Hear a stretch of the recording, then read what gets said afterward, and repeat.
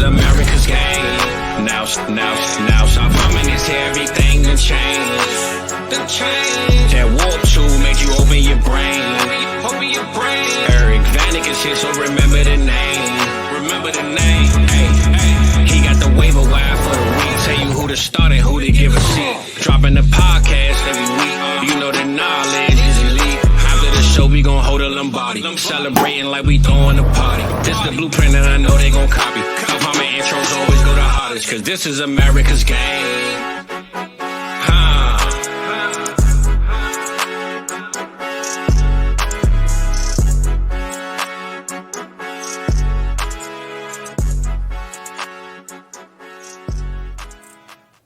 What is up, everybody? Welcome back to America's Game, episode number 23. First one of 2024. What is going on, guys? I'm your host, Eric Vanek. You can find me on Twitter at Eric Vanek NFL. And this week, I am joined by my co-host, as usual, at Iowa Michael. What's going on, Mike? What's happening? I know I'm not Sky Connor, but I do okay filling in. Yeah. I was supposed to have Scott on for this one. He's really sick right now. So shout out to Scott. Hopefully you get better here soon, man. I know talking to him last couple of days, he's been pretty out of it. So hopefully you get better soon here, Scott. Get better. We'll have Scott on again, a few more times throughout the off season. So I'm not too worried about that, but just worried about his health. So hopefully he feels better. But yeah, man, how was your final week 17? How did championship week turn out for you? I know people were maybe listening see how Scott did. I think they ended up finishing in 6th place overall in FFPC, so not bad at all for them. So yeah, pretty good outcome. How about you? It was a very good year overall.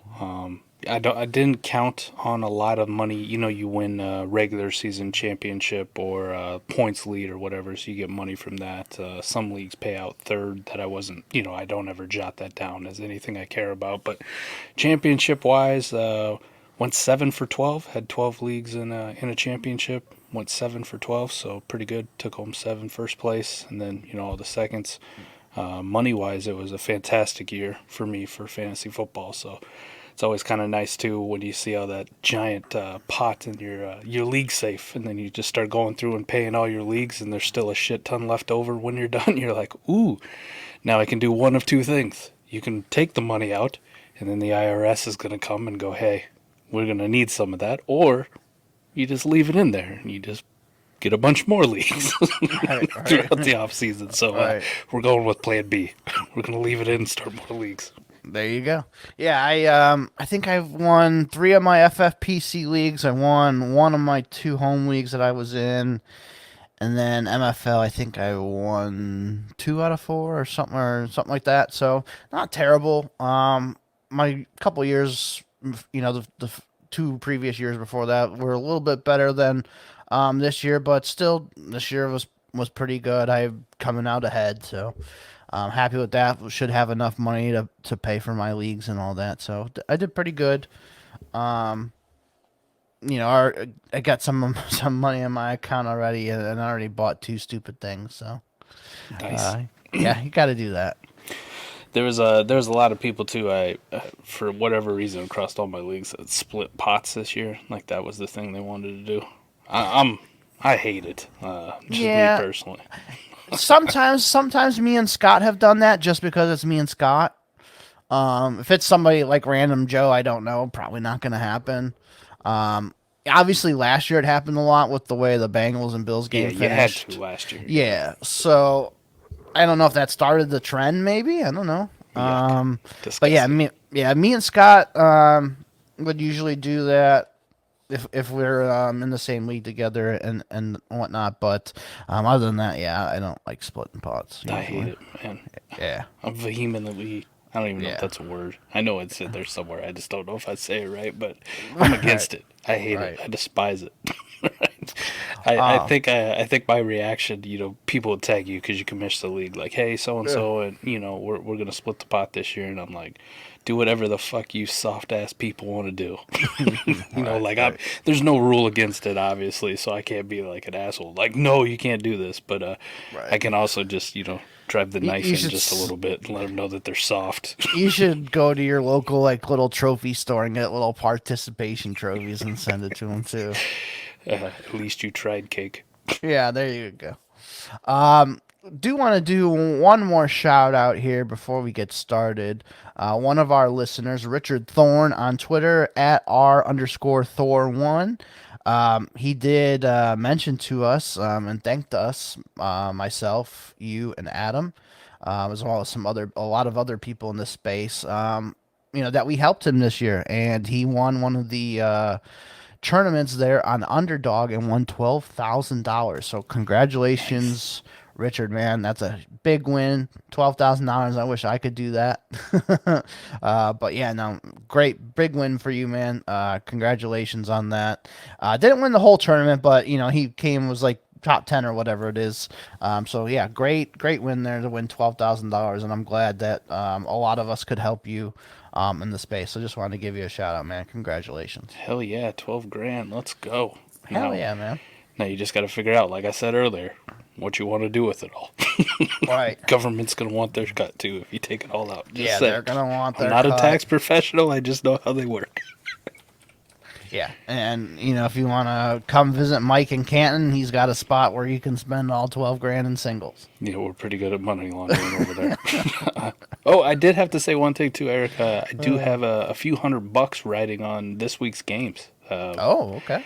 I did some Underdog season-long props, and it didn't look good. Christian Kirk had pulled his groin, but I did see that he got activated today, or the practice window he'd been activated off IRR, so the practice window's open. So there's a possibility, fingers crossed, he plays. I just need him to catch one pass for 14 yards.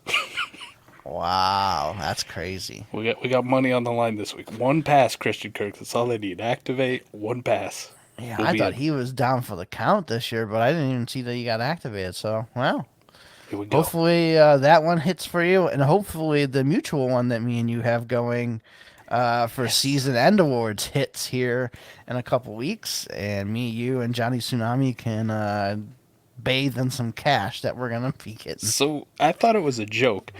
So if people don't know, probably almost a month ago. December 10th was when I put my bet in. So me and you are probably the same day. Yeah, almost a month ago. It was brought up. We were watching the Sunday games. People are talking in Discord, and they said, hey, I think it was Xbox who said, hey, did you know that Joe Flacco's got plus 25,000 odds to be comeback player of the year? And I'm like, oh, man, Joe's out there slinging it. I'll go along with this ride, So I threw down $10. I'm pretty sure he threw down 20. Yeah, he threw 20. I threw down 10 as well, yep.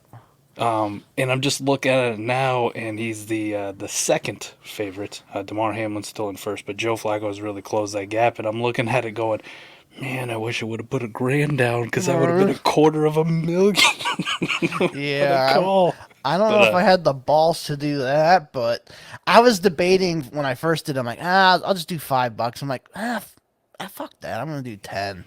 Because the payout is nicer on it. I'm like, I should have been like Johnny and just threw a 20 on it, and I think he's gonna get 5,000 something for his. If me and you hit, it's 2,500. So we should have got a Savage pool going, right? Like everybody, put in whatever you want. We'll just get a big pool going. Right. We're up to like 10 grand on Joe Flacco for right. Yeah, plus 25,000, man. Hopefully it's gonna hit. I think we're gonna win that because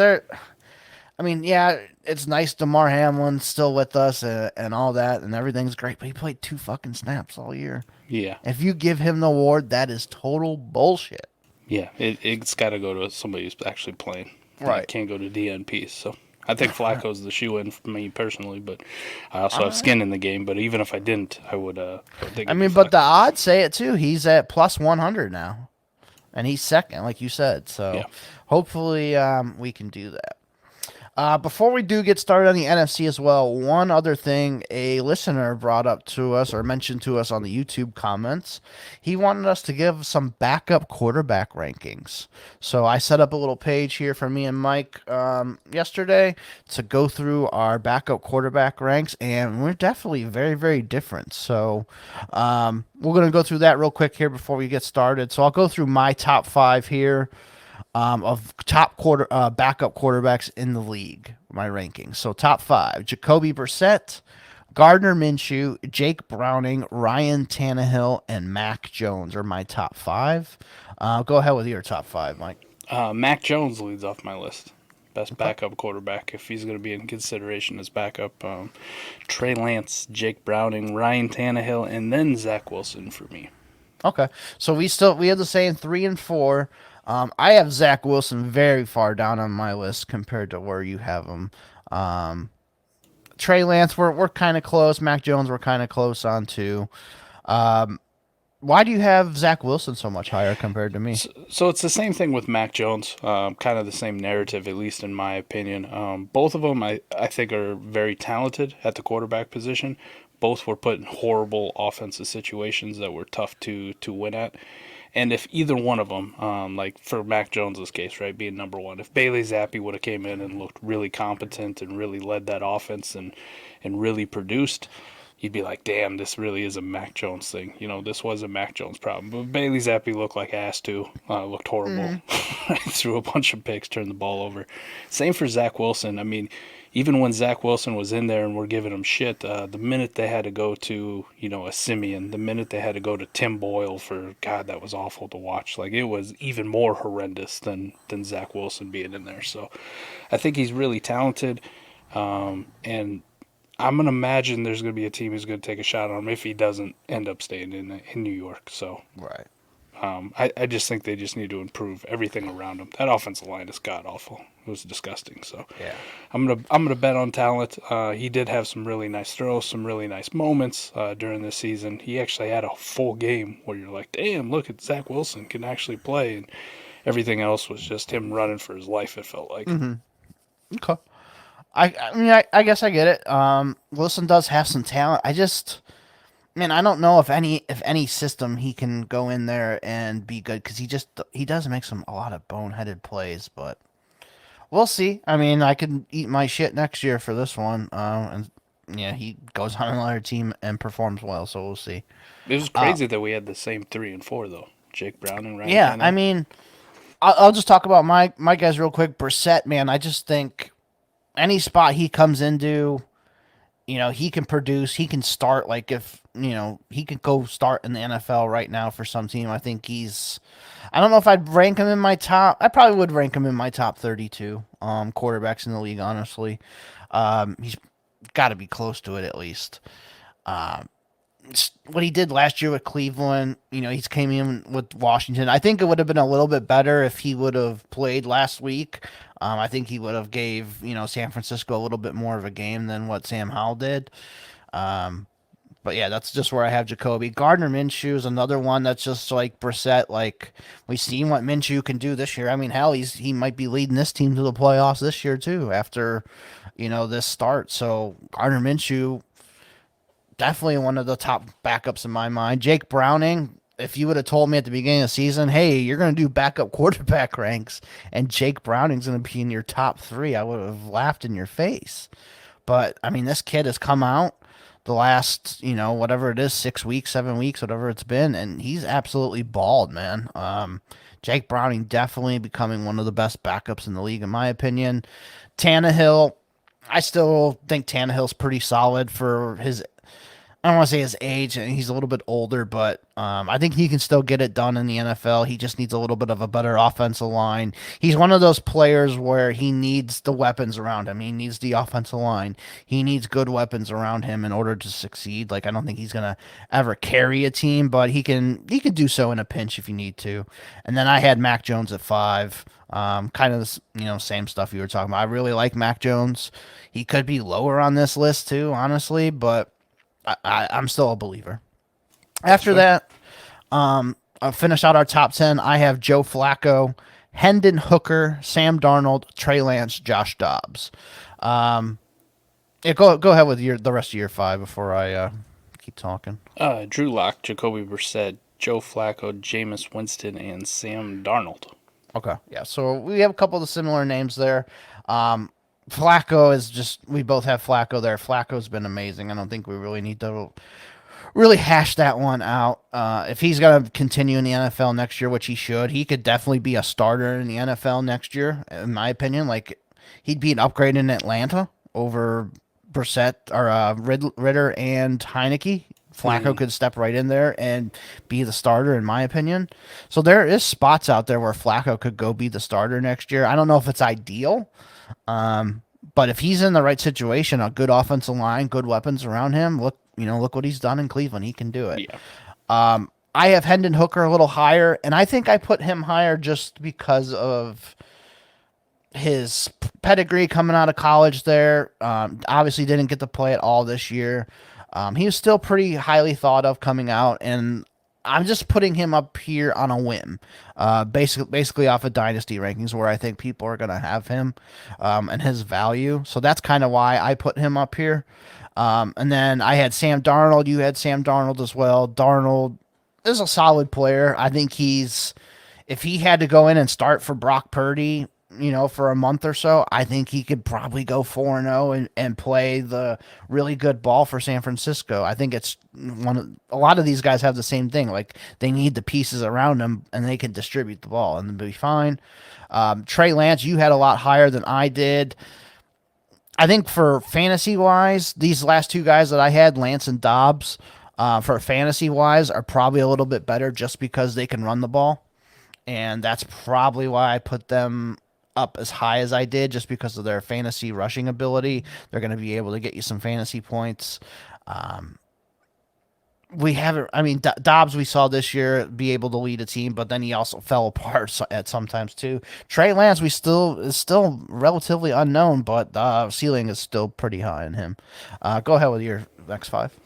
Yeah. So the next five I got then is Tyson Bagent, Gardner Minshew, Hendon Hooker. I'm sorry. I meant talk about your guys. Yeah.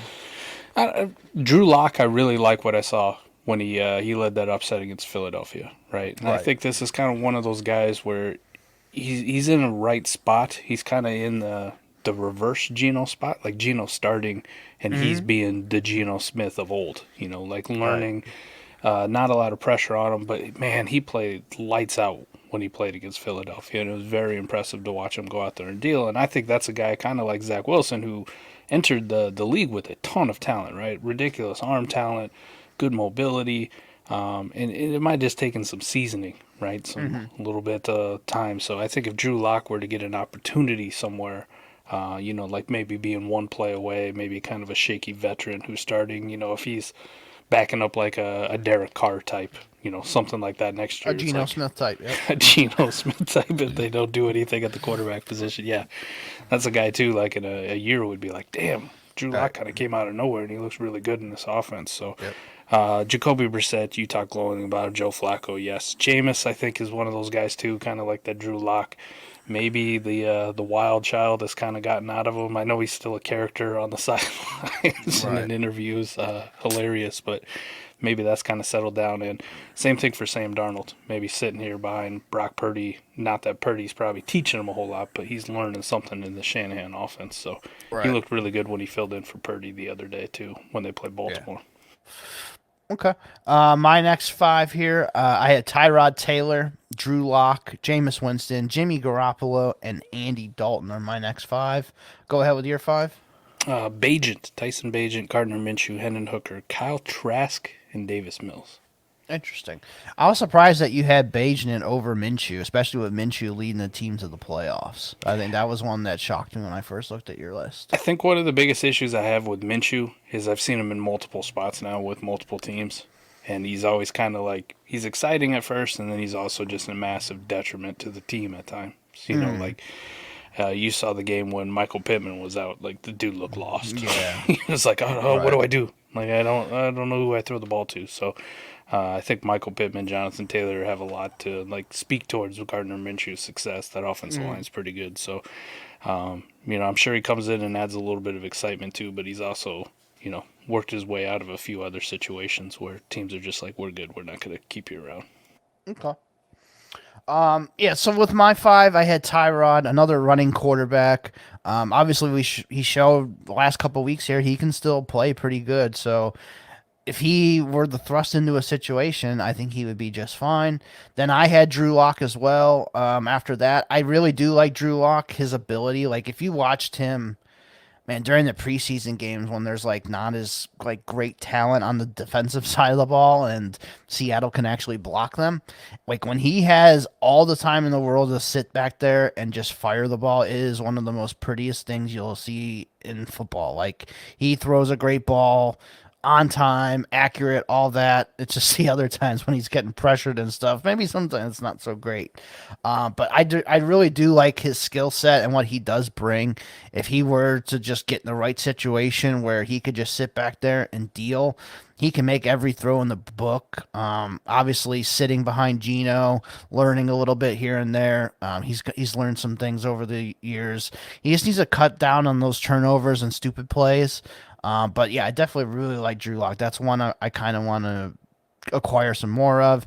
Jameis, that's why I put Lock over Jameis, is because Jameis still makes the dumb plays, those dumb interceptions. He'll make some wild plays too, but just some of those dumb plays. Then I had Garoppolo. I mean, it is what it is with Garoppolo. He's never going to be some super stud quarterback, but he's at least solid enough to get you through. And Andy Dalton, kind of the same thing. If you want to talk about any of your last five that you did, go ahead. I thought I saw a lot of good things when Davis Mills played. That's kind of why he's up a little bit higher on my list. I don't know if he didn't even make your list. No. But I like some of the things I saw from Davis Mills. I liked Kyle Trask coming out. Now he's not really traditional in how, or traditional like how the NFL is now. Big statue quarterback back there, but kind of like Hendon Hooker, Kyle Trask, like some of these guys that we have up there. Trey Lance for me. That's why Trey Lance is so high. A lot of it's just talent coming out because we haven't ever seen him really fail in the NFL. You know what I mean? A lot of these other guys you can point to. You know, I can tell you 50 games that Gardner Minshew's look like ass, or, you know, Jameis Winston, how horrible he's been at times, right? A lot of these guys kind of hear where I'm going. The Tyson Bagent, I didn't see a whole lot of terrible out of him. There wasn't a whole lot of exciting, but it was decent enough. Like, he made enough plays, especially from where he came from, you know, a D2 school in the NFL, thrust in your rookie year, you know, here you go, figure it out with a Bears offense, of all things, and looking semi-competent. You're like, okay. I can probably see it. Maybe this guy would be a pretty decent backup around the league. So that's kind of like where this range of guys I'm ranking here, I'm going, okay, yeah, I haven't seen you be absolutely atrocious yet. For sure. Okay. I can see that. Like you said, Trask really hasn't really played too much. Davis Mills I didn't have on my list. I just like a lot of these other guys better than him, honestly. He would probably, if I continued this list, he'd probably be coming up right after this final six that I have. So, I mean, it's not like he's terribly far off. And there's, like, the difference between these guys is not very much. So, my final six, I ended up doing an extra six at the end here for 21. But Mike White, Tyler Huntley, Zach Wilson, Tyler Heineke, Mason Rudolph, and Jared Stidham are my final six. Go ahead with your final six. We're looking at Jimmy G, Tyler Huntley, Andy Dalton, Marcus Mariota, Blaine Gabbert, and Mike White. And let's just say as we got farther down this list, the more and more disgusting. Yeah. The biggest difference between me and Eric is Eric really does love going deep. That's why people ride with America's Game, even when we do ranks, right? We do ranks for South Harmon. Eric would rank 150 running backs if you let him. If I gave him a list, he could probably come up with it. Like, I get past 30, and I'm like, I don't give a fuck. Right. Who are these dudes? They're all the same after this. I don't care. Yeah, you get like that with a lot of guys. Like, I've tried to do tiers more often now. But yeah, just these final guys, you know, they are what they are. Mike White, we've seen some good, we've seen some bad. Tyler Huntley, same thing. We've seen some good and we've seen some bad. Zach Wilson, same thing. Tyler Heineke, I think the shine is kind of worn off on that one. His time here with Atlanta this year was pretty shitty. I just threw him on there just to, you know, acknowledge that he has done it in the past. At least he's won some games. Mason Rudolph, I threw him on here just out of respect for what he's done this year, the last two games. He's played really well, probably the best he's ever had in his career. If I redid this, I could probably maybe move Rudolph up a couple spots, just the way that he has finished. So, you know, shout out to Mason Rudolph, and my thoughts on Mason Rudolph are a lot better than what they ever have been ever. So that's always good. And Jared Stidham, I thought he was okay last year when he came in for the Raiders. He just beat the Chargers. I mean, that's not really a super big accomplishment, but he did beat the Chargers. And he might have a shot to be the starting quarterback for Denver next year if they don't land somebody. I could see them having Stidham and somebody else they bring in, battle it out, and Stidham legit has a shot to win the job. So I'll give him that shout out. So any of those last 6 you want to talk about? No, not really. They're all disgusting. They're all disgusting. All right. And there's so many guys too that you put on the list that I was like, nope, not a chance. Right? Yeah, Trubisky, I listed pretty much everyone's backup on that list, just so you had a names to look off. Is there any ones that I left out or anything like that kind of shocked you?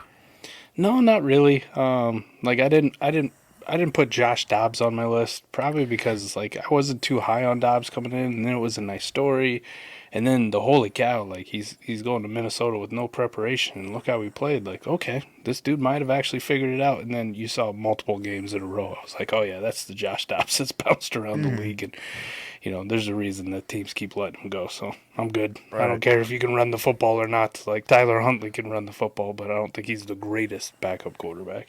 Right? He's serviceable. Yeah, I was going to say Dobbs and Tyrod Taylor were my two that you had left out that I was like, that's interesting. Yeah, both guys I'm good on. Yeah, they're mid, but, I mean, they can run the ball for fantasy. Like, if you had to start them, like, okay, I can roll with this because they can run the ball, so they're going to get me some points. Well, by that aspect, then we should put Malik Cunningham on the list. Right? Like, he can run the football, right? I don't know if he can. I haven't seen it in the NFL. That's fair. Hopefully we don't have to see that and Lamar never gets hurt again because Lamar is fucking balling right now. Please. Yeah, I don't need you to get a hard on here before we start. NFC. Jeez. We're talking about Lamar. I get excited, man. Rode him right into a championship. All right. Multiple. All right.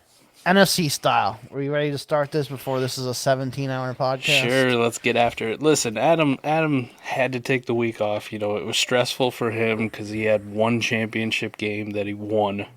Just one. Out of all the leagues, it was so stressful of a week he had to take the whole week off. So don't worry, I got nothing but time. America's game is going to carry South Harmon for content load this week. So nice. I'm not Scott Cotter, but I'll sit here. Let's do a marathon until my wife gets home. All right, we'll try and keep this a little bit faster than me and Scott did. We'll try and talk some trades too as we go here. But we'll start with the NFC side. You guys know what we do here, talk about all the offensive positions. So we're going to go through them here. We're going to start with Dallas. So quarterback situation, Dak Prescott, Cooper Rush, Trey Lance are their top three right now. Nobody on injured reserve and not seeing anybody on the practice squad list. So Dak, Cooper Rush, Trey Lance. I think obviously Dak is top 15 conservatively, quarterback probably higher than that. Yeah. Cooper Rush, he came in and played a couple times last year whenever Dak got hurt and looked fine. He didn't even make our top 20, 21 backup list though. So it is what it is. Yeah, I don't need to carry Cooper Rush. Trey Lance, though, is that somebody that you still need to carry into the offseason? Obviously, you had him super high, so I already know your answer. Yeah, I'll carry Trey Lance everywhere on my teams. Now, is that a guy you would maybe trade if you wanted to acquire him? Maybe you have Dak. You'll go give up a fourth for Trey Lance, see if somebody will do it? Yeah, I think I would do that.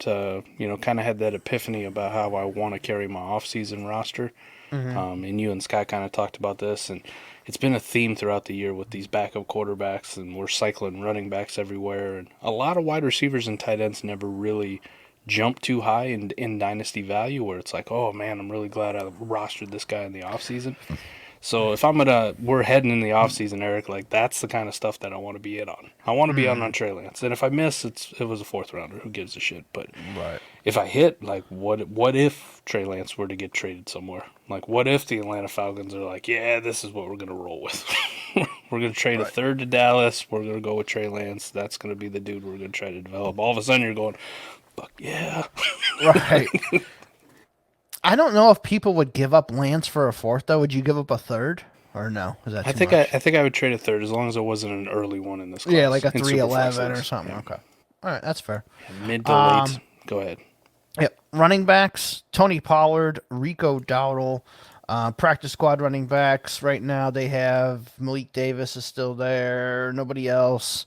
Injured reserve.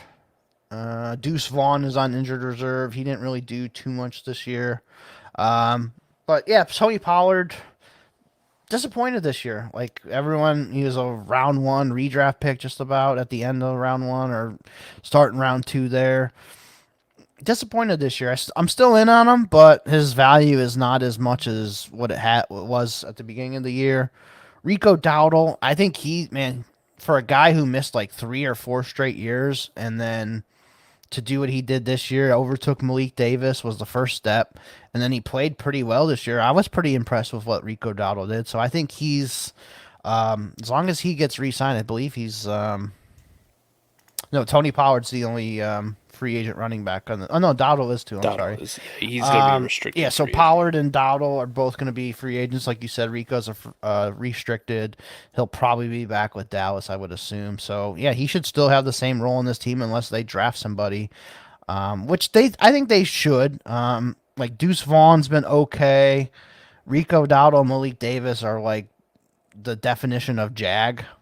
So they're just a guy, really. They could be easily replaced. So I wouldn't be shocked if Dallas brought in somebody through the draft or whatnot to maybe give this guy some competition. But I still like Dowdle. If somebody wants to buy Dowdle off me for a third or fourth, he's yours. Go ahead and have him.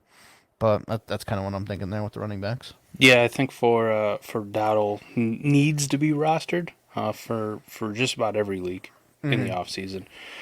Deuce Vaughn on your deeper leagues can be rostered. How about that? Just in case, there's kind of a shot. If I'm looking at it, though, there's 2 outcomes for Rico Dowdle, and one of them is the death sentence. The other one is, okay, he's going to have some value. The death sentence is they bring back Tony Pollard, and they decide they want to get a Ezekiel Elliott type, like Derrick Henry in free agency, one of these hammers, to get back to using this, 50-50 split at running back where Tony Pollard can be the efficiency guy. Dowdle all of a sudden has 0 value and is dead. Yeah. Or they let Tony Pollard go, but they still bring in that hammer kind of running back, and Dowdle is now kind of the change of pace efficiency back, which would be a major boom for his value. So right. It's if and, but he definitely needs to be on your roster going into the offseason. Yeah. And I can see Dallas bringing in that guy like you talked about, that hammer. Like there has been links to Derrick Henry in the past. I don't remember if McCarthy was with A.J. Dillon or not, but I could see maybe they pick up A.J. Dillon. There you go. Yep. Somebody like that. So if somebody does want to get Dowdle off of you this offseason, even if it's just for a fourth, just go ahead and send him. Because I think the likelihood that he's replaced is probably more than, him sticking as the number 2. Right. Wide receivers. So obviously CeeDee Lamb, top 5 conservatively, dynasty wide receiver. Brandon Cooks, Michael Gallup, Jalen Brooks, Jalen Tolbert, Kevontae Turpin. Those guys are on the active roster. Practice squad, Martavis Bryant is still alive. He's down there. Tyron Billy Johnson. I would love to see a guy on the field with Billy-Johnson running down the field. That'd be pretty cool. As long as Jim Bob Cooters is offense coordinator. Right. Jalen Cropper, he's on the practice squad as well. And then David Durden. I don't know if that's a wide receiver or not. 85. Sure. Yeah, sure. Never heard of him. But anyways, yeah, the main receivers here that you want to keep: Lamb, Cooks, Gallup, Tolbert, Turpin. He's just like a return guy, gadget player, but super deep leagues, I would still hold on to him, especially if you get return yardage and stuff like that. I think he could be a valuable piece in those really deep leagues, so I do have him in those leagues. Jalen Brooks was a 7th-round rookie this year. He's been okay. Cropper, I thought, was pretty decent coming out of the draft, but he was overtaken by these other guys. Martavis Bryant never did anything. I'm not interested in him. But what about these wide receivers for you? Any interest in them for you? CeeDee Lamb, Brandon Cooks for sure. Michael Gallup in best ball will be interesting and holding through the offseason. In a lineup league, anything you give for me, you can have them. It'd be your problem. I agree. That's a roster clogger. And anything below that, Tolbert, Turpin, same kind of thing. I think I'll be interested in maybe a Tolbert or Turpin just as deep best ball stashes. Deep best ball, right. Okay, I'm good with those. Michael Gallup is that cutoff where it's like lineup league, no fucking way. Like, you take him, go for it. Yeah. I don't care if it's a 5th rounder, you can have him. Right. Tight ends. Jake Ferguson, Luke Schoonmaker, whatever the hell you want to call him, Peyton Hendershot. Those are their top 3 tight ends right now. Princeton Fant, maybe Noah Fant's brother, I don't know, on their practice squad. Haven't heard of him before. Me either. Sean McKeon on their IR spot. He's a tight end. So, yeah, none of those guys I'm interested in other than the starting guys here. Ferguson I really like. Schoonmaker, they drafted him really high, 2nd-round pick. I think Ferguson has done well enough to not be overtaken there, but Schoonmaker could still be a weapon for them where they can run some 22 personnel. And Peyton Hendershot, he's been hurt most of the year, but this is another guy that they still like, and they play him quite a bit too when with Schoonmaker out there, like goal line packages and stuff. So all 3 of these tight ends are viable. The only ones I'm holding on to are Ferguson and deep leagues Schoonmaker, where you're, tight end premium, start 2 tight end, those types of leagues. I'll hold on to him there. But yeah, other than that, Hendershot, he can be on most waiver wires. Yeah, I'm with you on that. I will take Ferguson. Ferguson's played really, really well. And I still want to take a shot on most of my dynasty teams, unless they have really strict roster constraints, small benches, something like that on Schoonmaker. But Hendershot, I'm cutting. Even in deep best ball, like, I'm good. Yeah. I know he's out there playing, but, I'm not going to roster a guy who got 6 targets all year. I know he was hurt, but he played in 7 games. It's like, come on. Absolutely. I get more than 6 targets, bud. All right, I get it. I have no idea if that's Noah Fant's brother or not, but, if that's his brother, he's even worse than regular Noah Fant, so you definitely don't want him. Yeah, I was just funny to just mention him. Could be.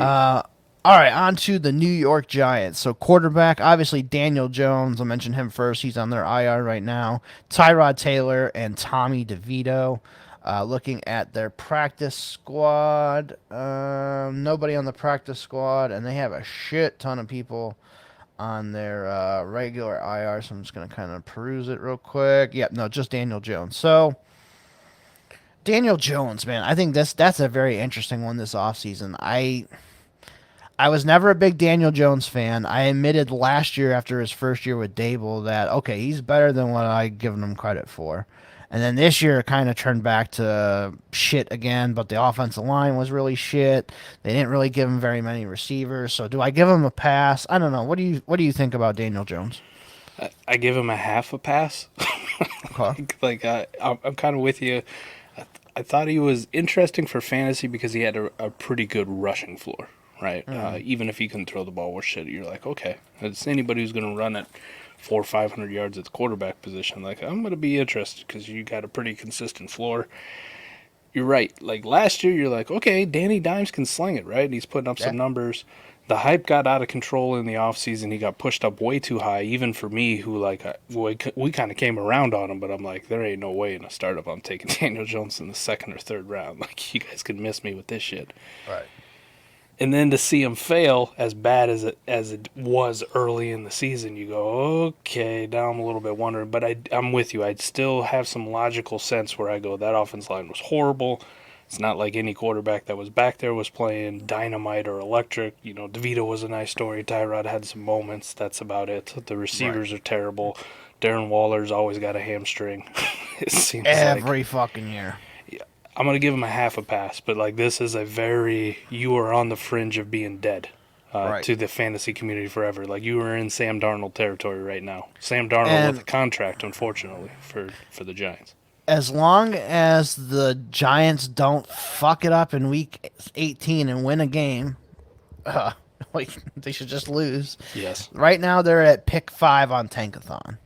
So if they lose, maybe they can move up a spot if New England and the Jets play, so someone's got to win that game. Arizona, I don't remember who they play, but whatever. If the Giants can even move up a spot here, or they just lose, stay in the 5th spot, they're in a good spot to draft Jaden Daniels, Drake May, Michael Penix Jr. Shout out to you because you've been the Michael Penix Jr. guy fan. Watching him on New Year's Day was fucking Dealing. wow. Yeah, he was absolutely dealing. Like Dane Brugler said on his podcast, the dude was just throwing fucking javelins out there. I like to use the term because we don't get to use it often. Piss missiles. Yeah, piss missiles. Piss missiles. That's a great baseball term. Yeah, he was absolutely electric, and the way that he played, I think he can do it here against Michigan. He's in the first round conversation for sure with his accuracy and all that. So, anyways, Giants are in a good spot to get a quarterback this year. If they want to move on from Daniel Jones, and honestly, they probably should. Even though you just gave him that monster contract, the way the NFL is played nowadays, yes, I know Daniel Jones is mobile, but Jaden Daniels is a playmaker. Michael Penix Jr. is a playmaker. I'd rather have those two guys than Daniel Jones. So Giants are in a good position to get a quarterback. I think they should, whichever one they prefer and like. Obviously, they still need to upgrade the offensive line and the weapons, but Daniel Jones this offseason, man, if somebody wants to buy him for a second for me, I think I go ahead and send him off. Any second you can have him. So that's kind of where my thoughts are on Daniel Jones.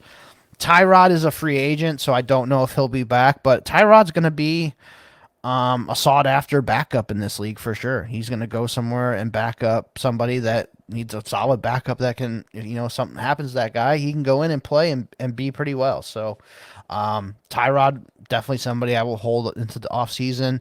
DeVito, like, he kind of was like if I had to like think about it before the season or even into the season, he was in Jake Browning territory for me, where he was a guy like, I never want to see this guy play on the fucking field ever. And then Jake Browning goes out and proves me wrong and shows me that he can play in the NFL. DeVito, a little bit. He showed he had a couple good games. He had a couple very terrible fucking games, though, like Mitch Trubisky level of bad. So DeVito, that's a guy I can feel comfortable cutting because he wasn't even on my backup top 20 list or whatever. So I would be comfortable just cutting DeVito on most of my teams. But if some people think he's got a little bit more than what I do, then by all means, go ahead and carry him on your roster. But he's probably like the very last roster spot that you have. I could get behind that. For me, with Daniel Jones, I'm going to say that he's back with New York and they don't draft a quarterback. I know it's unpopular. We want to see it done. I have a hard time wrapping my brain around a $48 million cap hit and carrying $69 million in dead cap by moving on from Daniel Jones. Like, tough. Now, I'm not saying it can't be done. Like, we saw the Jared Goff deal get moved. We saw the Carson Wentz deal get moved by the Eagles. Osweiler. Yeah, but those were in I think those are probably still some of the biggest cap hits we've ever seen, and those were in the 38, 39 million. You start really getting up in these 40s or 50s of millions. I'm going, holy shit, I don't know if it's going to happen. But I think he'll be back, and I kind of envision Tommy DeVito being the backup to Daniel Jones. So that kind of, I'm not saying I don't like the kid that much. Like, I think it was okay. It was a nice story. But I'm going to roll into the offseason, at least me personally, rostering Tommy DeVito because I do believe he'll probably be the primary backup to Daniel Jones. And we've seen the guy shit the bed, so maybe by week 6, it's the Tommy DeVito show, and they're tanking because they fired Dable, and they're definitely get rid of Daniel Jones in 25. Yeah, he's definitely the backup as of now until they draft Jaden Daniels or whoever. And they're going to roster Daniel Jones, Jaden Daniels, and DeVito. Yeah, and DeVito. 3. That's kind of where I'm leaning on this situation. The Giants are in a spot right now, the picking in the top 5.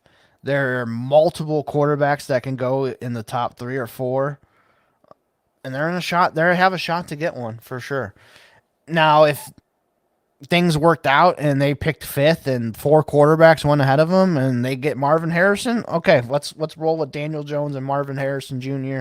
and we'll see how that goes. I'd be fine with that too. I just personally think this regime did not draft Daniel Jones. Yes, they gave Daniel Jones a new contract, but I think they were kind of forced to, just the way that he did play. But I still think there was reservations on that part, to where they're like, okay, yes, we acknowledge you did play really well under this system, under this head coach, this offensive coordinator, but I still don't think you're that great. But here's some money anyways. If they had to do it all over again, don't you think they would have rather given Saquon the contract and franchise tag Daniel Jones? I think so, yes. But that's just the whole, hindsight 2020 bullshit that you can go on with that. But man, just Daniel Jones's career has just been like really up and down. There's been some nice plays and some really bad ones too. So some wolves. Yeah, I think if I'm sitting in that GM's chair, man, I think I'm looking at one of those top quarterbacks for sure. Especially with the way that the NFL is playing nowadays, man. Like, you got to have that guy that's accurate, that can make some plays, all that stuff. So that's kind of where I'm leaning. We've talked way too much about Giants quarterbacks. Running backs: Saquon Barkley, Matt Breida, Eric Gray, Jay-Sean Corbin are on the main roster. Practice squad, Deion Jackson did sign with them late in the season there. And then anyone that was injured, no, that I'm seeing. Oh, Gary Brightwell. That's definitely a name to forget. So with the running backs here, and then, also Saquon's a free agent and Matt Breida's a free agent. Saquon obviously is still going to be a top 10 dynasty running back wherever he lands. So Barkley you're keeping. Matt Breida, he's already 28. He'll turn 29 before the next season starts. I think the tank is kind of low on Matt Breida, so I personally would be fine cutting Matt Breida. Yeah, I don't care wherever he goes. Like, it's not going to be a significant spot, and I don't think it's going to be to be the main backup like he was here with the Giants. So Breida, I'm fine cutting. Eric Gray, I think he ends up being the backup here. When he did play this year, he was okay. It wasn't like anything super special. Jay-Sean Corbin has just been around a couple, for the last 2 years, barely hanging on to the roster. Not somebody I want to roster. Deion Jackson, I still do like, but shallower leagues, you're going to have to cut him. Deeper leagues, I don't mind holding on to him and let him battle it out in camp, and maybe he takes Eric Gray's spot there for the backup job if they don't bring anybody in. If they re-sign Saquon and whatnot. So there's that. Gary Brightwell is just a guy that is somebody that could be on all the waivers. I like that analysis, right? Saquon, that's the easy one.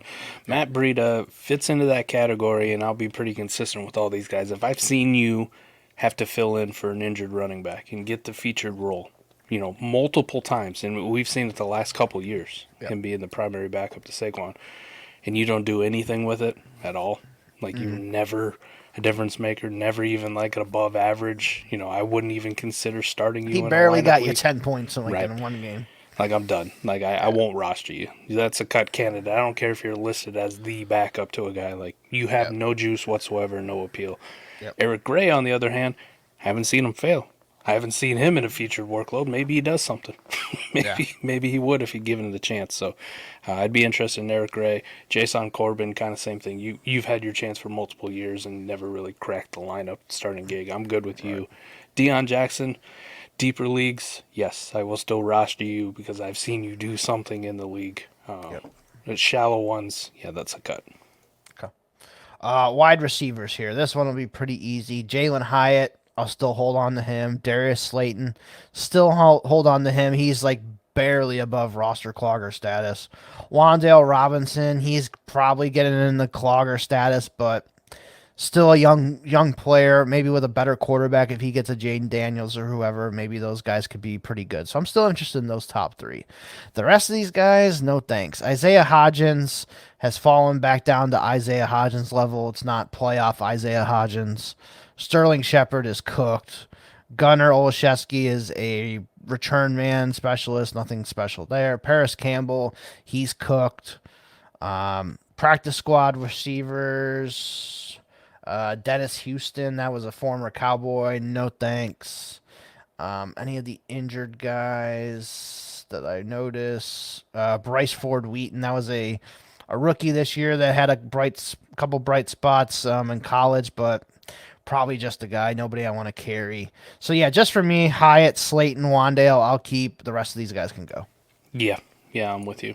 I think ideally with any of those, Hyatt, Wandale, or Slayton too, like those are the kind of guys, like, could I make a deal where I package them in my third for somebody's second? Like, could I use them to move up just a few spots even? But yeah, I think the second round of this from 310 to 36 or 305, sure. Yeah. I'll do it. Yeah. Those are like those types. If I had to pick a guy that I like here, it is Hyatt. But he'd have to get the right quarterback. Like him and Jaden Daniels would be really nice to see. I just don't think Daniel Jones has that deep accuracy that I really want. And obviously they got to really upgrade this offensive line too. So I think I would go in order just strictly based on youth, right? Like it's Hyatt, then it's Wandale, then it's Darius Slayton as the last one in my opinion. Absolutely. Tight ends, Darren Waller, Daniel Bellinger. And then practice squad tight ends, Tyree Jackson from the Eagles is on here. Ryan Jones, never heard of him. Lawrence Cager's on their IR. He can be cut. So, yeah, that's about it. Darren Waller, you still got to hold on to, but his value is definitely cratered for me. Like, he's not that elite top 10 tight end that he has been the last couple years. He's probably down there for me. And then Bellinger is a solid player, but I'm only holding him in super high premium leagues or leagues where I have to start two tight ends. Like, I'd be okay cutting Bellinger if I had to. Unless they just get rid of Waller and Bellinger's going to be the starter, then I'd have some interest in him. He'd probably be in like that Cade Otton range for me. Possibly. We saw him with a bigger feature, right, when Waller was out. All that time with the hamstring, he still didn't really do anything. The whole offense was disgusting, though. So I think he's probably more like what we talked about with Schoonmaker. Like, if I can afford to roster you, cool, you'll be on my team. If I can't, like I'm good. He's somebody else's problem. Yeah, Campbell, Shepard, and Olszewski are free agents as well for wide receivers. So those guys are probably playing the USFL. Yeah, they're then the United Football League. Sorry, get it right. UFL. Yeah, you gotta get that right. It's changed. All right, on to your Philadelphia Eagles now. So obviously starting there at quarterback, Jalen Hurts, top 2 dynasty quarterback for me. Marcus Mariota, you saw he wasn't even on my list. Made Mike's list for backup quarterbacks. At the bottom. Yeah, he's at the bottom. Like, I'm okay cut Mariota in leagues if I have to. Yep. Tanner McKee, he showed a little bit of some good stuff in the preseason. Is it worth a roster spot right now? Probably not. I can get him another time because he's not overtaking Jalen Hurts anytime soon. That's for sure.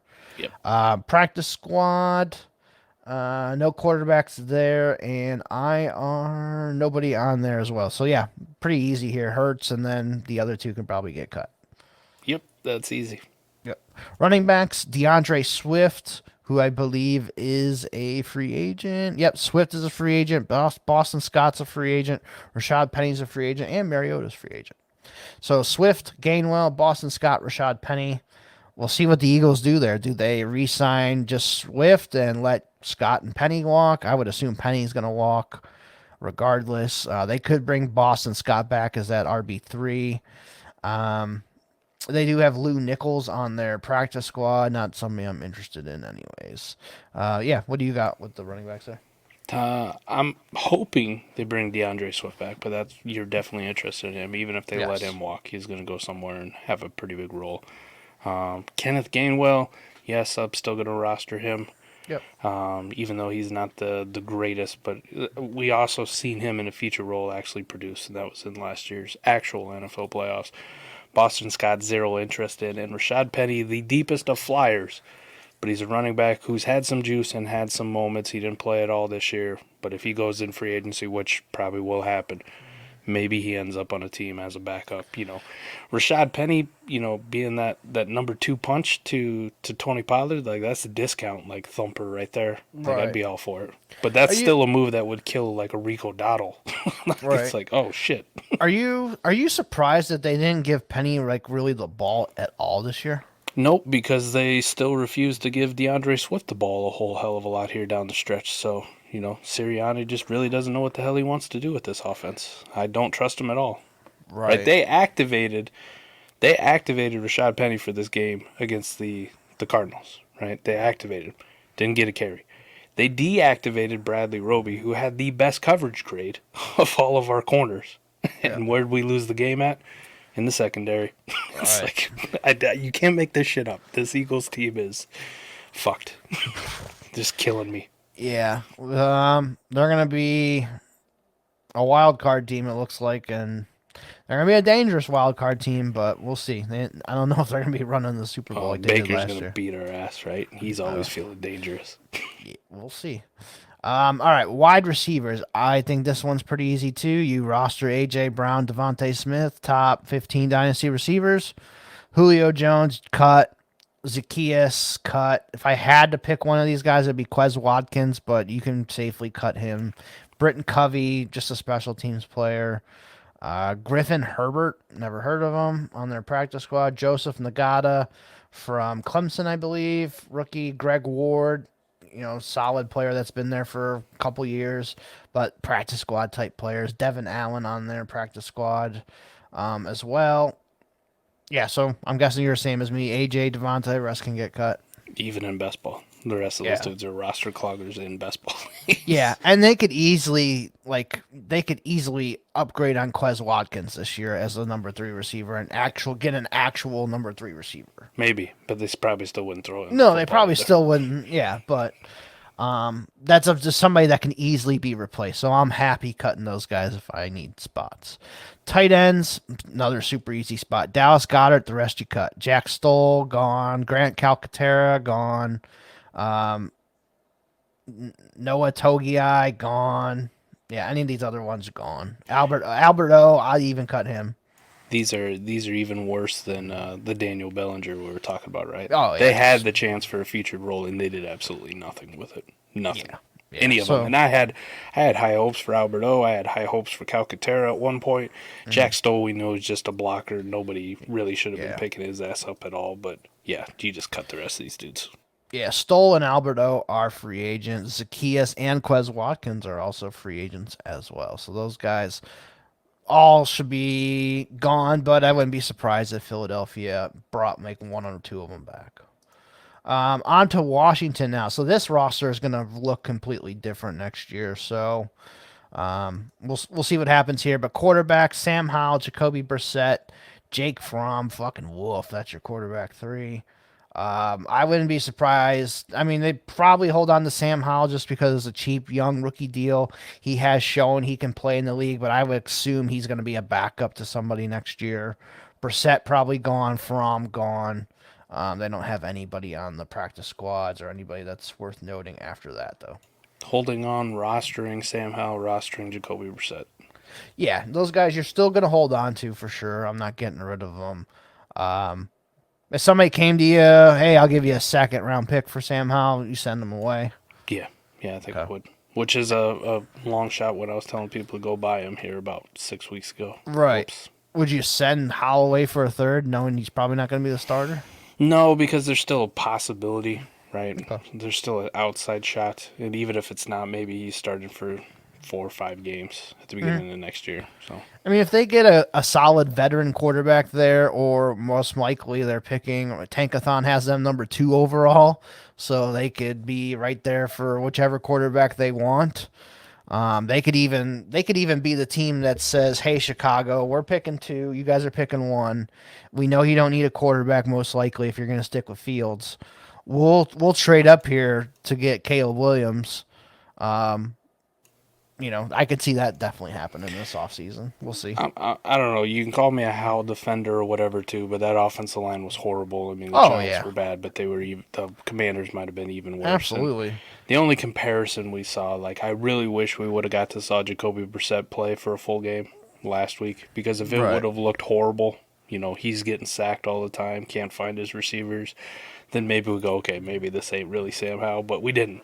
So the only thing we have to go on is 3 Jacoby Brissett drives, which were all just deep pass touchdowns to Terry McLaurin, it felt like, and you're like, oh man, see, look what he did. Yeah. I don't know. It's also like saying, when Sam Darnold replaced Brock Purdy, going see, that should have been the quarterback the whole time. He's way better than Purdy. I don't know about that, but he sure looked good for a few drives. Right. Like I said, Jacoby is a free agent, so he's probably going to be gone. We'll see where he ends up. He'll be a highly sought after quarterback. Running backs, Brian Robinson Jr., Antonio Gibson, Derek Gore, Jarrett Patterson, Jonathan Williams. Those guys are on their practice squad. And obviously Chris Rodriguez Jr. got placed on IR. He is still there as well. Brian Robinson, Antonio Gibson, you guys are going to still hold on to them. Gibson is the only free agent on this team, so he's most likely gone. Brian Robinson will be interesting just to see who they bring in. If they do bring in Bill Belichick, okay, I could see Brian Robinson sticking there as the starting running back there. He's kind of like a Ramondre Stevenson type of player, so I could see Bill Belichick saying, that's fine, we'll stick with this guy. Belichick's also going to bring in his 3 other fucking running backs that are going to cut into his time anyway, so that's going to happen. Derek Gore, no thanks. Chris Rodriguez Jr., he'll be on the rookie contract too. He's most likely going to be the backup here. I thought he was solid in his couple times that he did play. He's kind of like he was at Kentucky. I'll still roster him. Jarrett Patterson and Jonathan Williams, no thanks though. Yeah, I'd say Brian Robinson's probably the most interesting one. If somebody gave you a mid-second for Brian Robinson, you send him away? No, I think I'd still hold on to him just because for a long time there, he was a top 8 PPR running back. Right. He has shown he can catch the ball, and I think if somebody gave me the 206, that's probably where I'd say, I just hold on to him. If you want to give me the 202, 201, okay, I can get behind that then. That part would be a smash for me. I think for me, just how much I love this class coming up and how deep the second round's going to be for it, I think a mid-second I'll let Brian Robinson walk, because there is a potential new regime, different change. Maybe that's not his guy. He could be without a role, and if I can gash out at a second right now, a mid-second, I think I'm fine. Late one, I'll probably just hold B-Rob.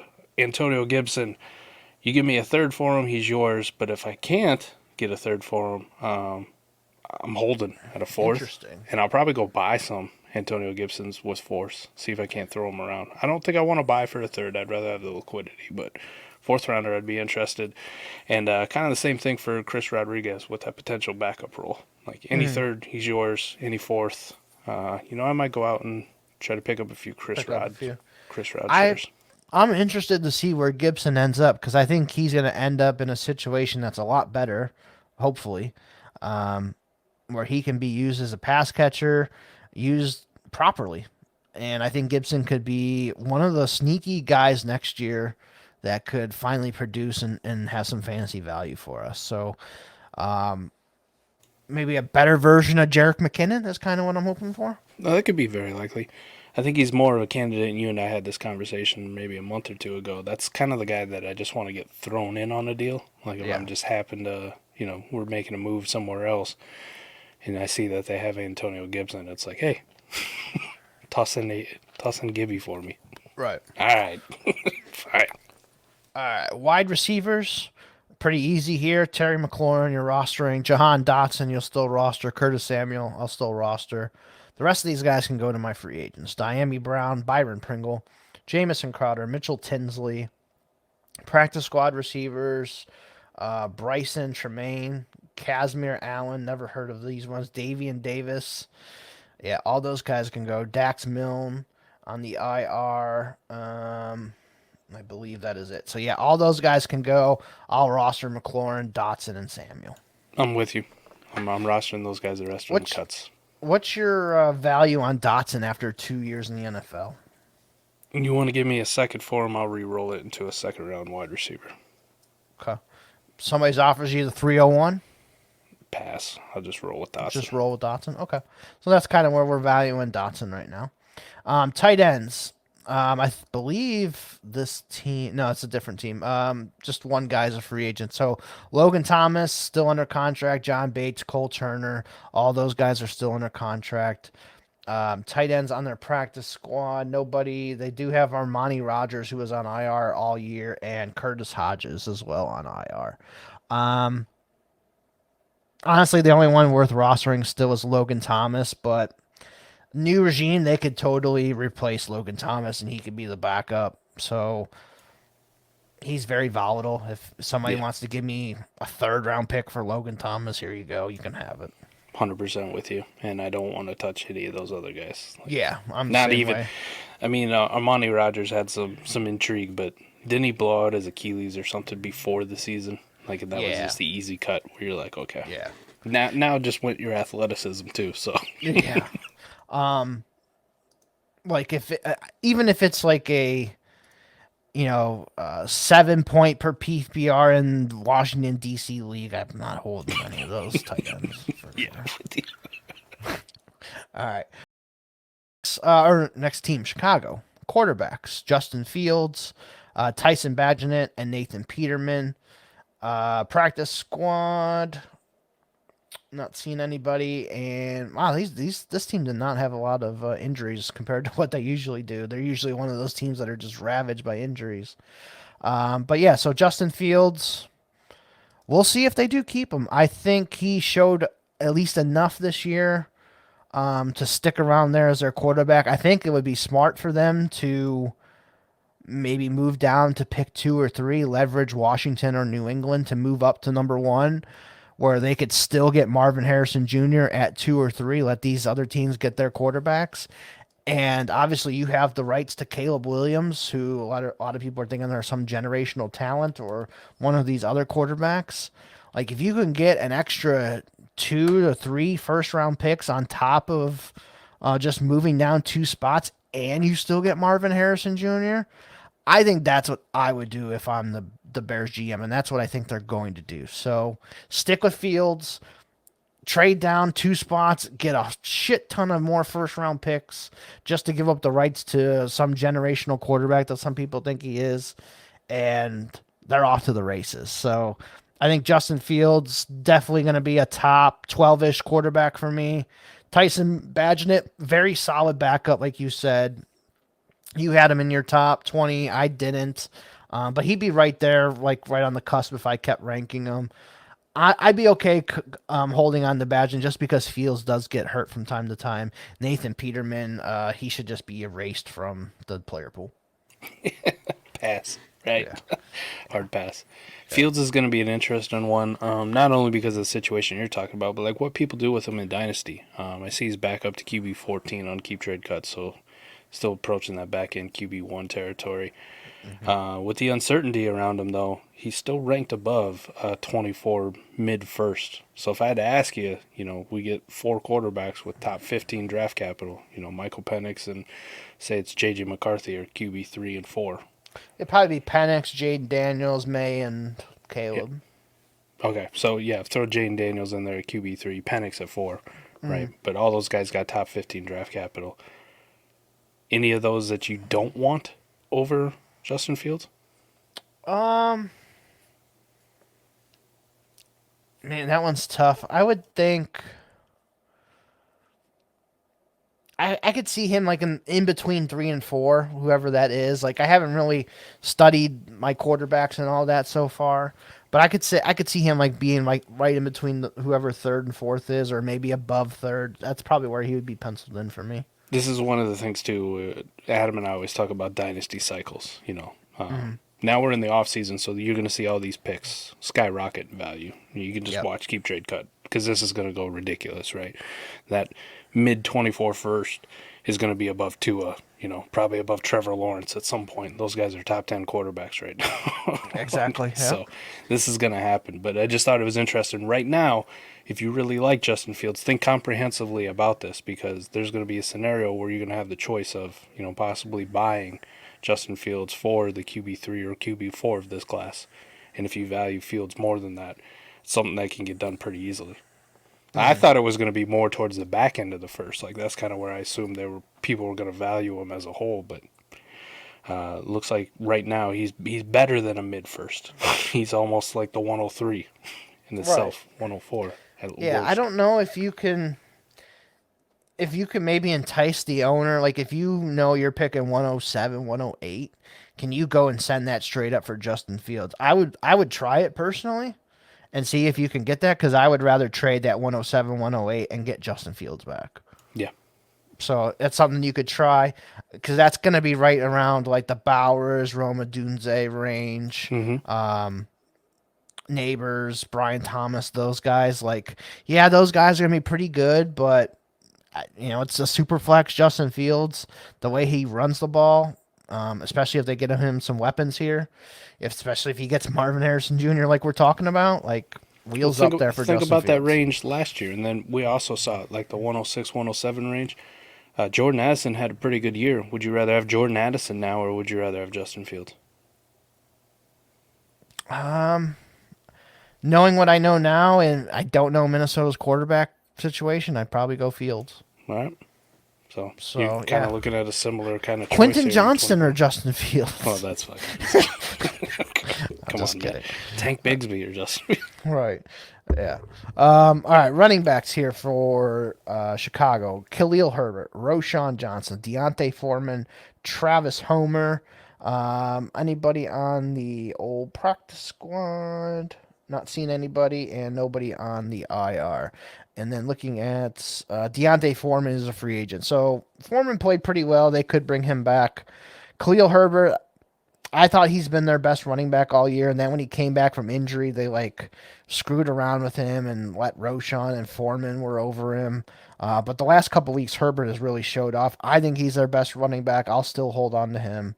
Roshan, he showed spurts of being good, and then the other two would overtake him and he wouldn't play at all. So I think the report card on Roshan Johnson is still incomplete for me. Still like him. I'll still holding on to him. Deontay Foreman, I'll still hold on to him too, just because this is 2 years in a row, two different teams, and he's been a fantasy starter for you in both seasons. Absolutely. So Foreman has still earned a roster spot on most of my leagues. Travis Homer's a special teamer. Yeah, I'm going to roster Khalil Herbert. I'm going to roster Roshan. I'm going to roster Deontay Foreman.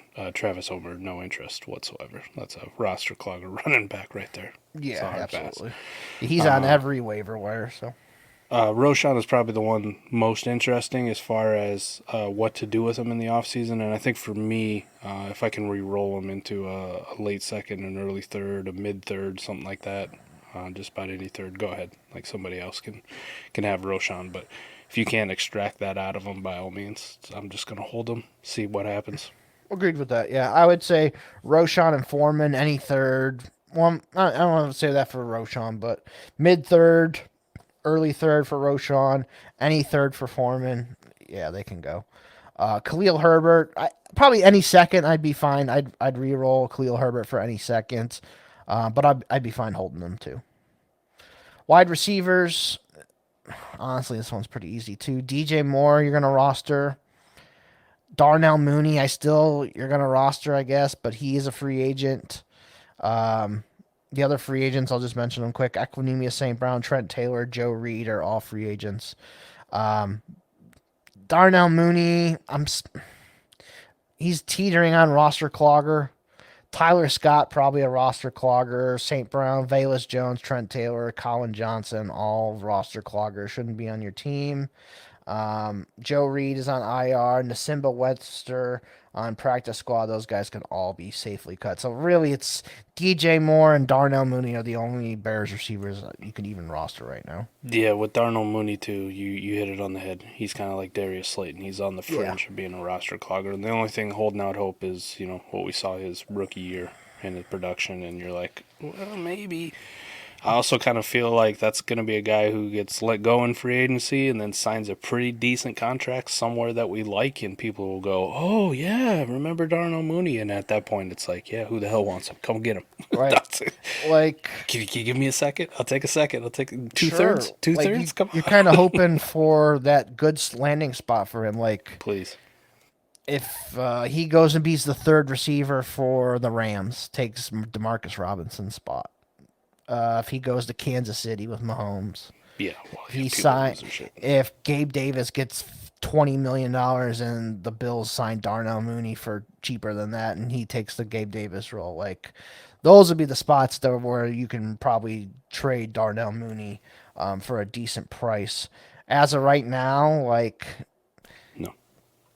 I don't even know if I would. If somebody gave me a third for him, absolutely, here you go. Yeah. But like other than that, that's probably about it. Yeah. Tight ends here for the Bears. Another easy one. Cole Kmet, I want to keep. The rest are cuts. Mercedes Lewis, still kicking it, but not on my rosters. Robert Tunyon, roster clogger. Steven Carlson on practice squad, roster clogger. Easy. Cole Kmet, Yeah. that's it. And Tunyon and Mercedes Lewis are free agents at the end of the season. So those guys most likely going to move on. Mercedes Lewis probably destined to be a New York Jet. This just feels right, don't it? Yeah, it just feels right. Rodgers is going to be like, look, I got to have Mercedes Lewis. Well, it's like how Gotta have him. The optics of it, right? Mekhi Becton's a huge human being playing left tackle. Now you put Mercedes Lewis in line next to him. Now it just looks amazing. Yeah, you have like two right tackles out there on the field. Fucking trade for Darnell Washington too as the second tight end. So we just Jesus put him out there. Christ. We could have 3 left tackles play tight end. Yeah, they could just have two tight ends and Becton on that one side. Jesus, I might have to. That's like a Madden thing. I might have to try. Do it. sometime. Let's cave in some faces. God, man, you imagine if Iowa could like NIL these guys back to college? Oh Holy yeah. shit. Well, they'd probably go get that. You remember that Rico Gathers from Oh, yeah. Baylor? That Yep. I think he played with the Cowboys for a little bit. That's Scott Connor's favorite player of all time is Rico Gathers. Rico Gathers. Big power forward, man. Big old Rico. Before Scott made the term roster clogger, Rico Gathers was on every single one of his rosters. That was it, huh? Yep. All right, Detroit Lions quarterbacks: Jared Goff, Teddy Bridgewater's retiring, just cut him. Hendon Hooker going to be the backup there for Detroit. Looking at the practice squad, they do have David Blau. He's a guy. About the best I can say about him. And then that's it for the quarterback. So yeah, Goff and Hooker, I'm gonna roster both of those guys. That's pretty simple. Yeah. Yep. Goff and Hooker. Yep. Gotta love your hookers. Oh, they still have Sudfeld too. I must have missed that one, but he's still in the league. Yeah. He's a free agent. He'll be back with Philadelphia this offseason. Don't put Running that on me. backs. Running backs for Detroit. Jameer Gibbs, David Montgomery, Craig Reynolds. Like all three of those guys, going to roster all three of those still. Jamar Jefferson, still hanging around on the practice squad. You can cut him if you haven't from 2 years ago. Zonovan Knight is on their IR. I'm okay with cutting Zonovan Knight if I have to. Mohamed Ibrahim from this past class, he suffered another season-ending injury. You can cut him as well. I'm only keeping Gibbs, Montgomery, and Reynolds was solid in a couple of his spots. But that's in super deep leagues. Like if it's a 30-man roster league, Reynolds can be on free agents. I'm good with cutting Reynolds. And he is a free agent, so I would assume they bring him back just because they really like him, but we'll see. I just didn't see enough for him when he had a chance to be like a featured guy. You know, I've Right. seen it a couple times now. It just really hasn't impressed. I think I'd probably be more open to keeping a Zonovan Knight type than a Craig Reynolds in a super deep league. But, you know, if I'm not 35 roster spots plus, neither one of those guys are too appealing. Right. Wide receivers here for Detroit. Amon-Ra St. Brown, obviously a top 5-6 dynasty receiver. Jamison Williams. He showed some nice progress here towards the end of the season. Like, it's not like Drake London or Garrett Wilson types like this in the same draft class, but he's at least showing some promise. It's not like blowing the doors off of it, but I've liked what I've seen. Josh Reynolds is a solid player. He's probably like Darnell Mooney and those guys teetering on roster clogger status. The rest of these guys could probably be cut. Antoine Green was a free agent or a rookie that they drafted 7th round. Didn't really do much. Peoples-Jones, who they traded for, he's a free agent. Khalif Raymond, I believe, no, he's not a free agent. Reynolds and DPJ are free agents. Practice squad guys, Tom Kennedy, that's my guy. Yeah, Tom Kennedy. Maurice Alexander, Darius Fountain. Those guys all can be safely cut. And then nobody on the IR. I'm interested in JMO, right? Like, I've been out on him for a while, at least because his value. At one point, he was still wide receiver like 18 in this offseason heading in. Yeah. I think I traded one share to you or something for a first. Like, you'd probably Yeah, I want think that we one did back. Yeah, probably. I think that was before the suspension too. I think it's gotten bad enough now, where it's like maybe I'll start to be back in on JMO, buy some mid to late second, I think.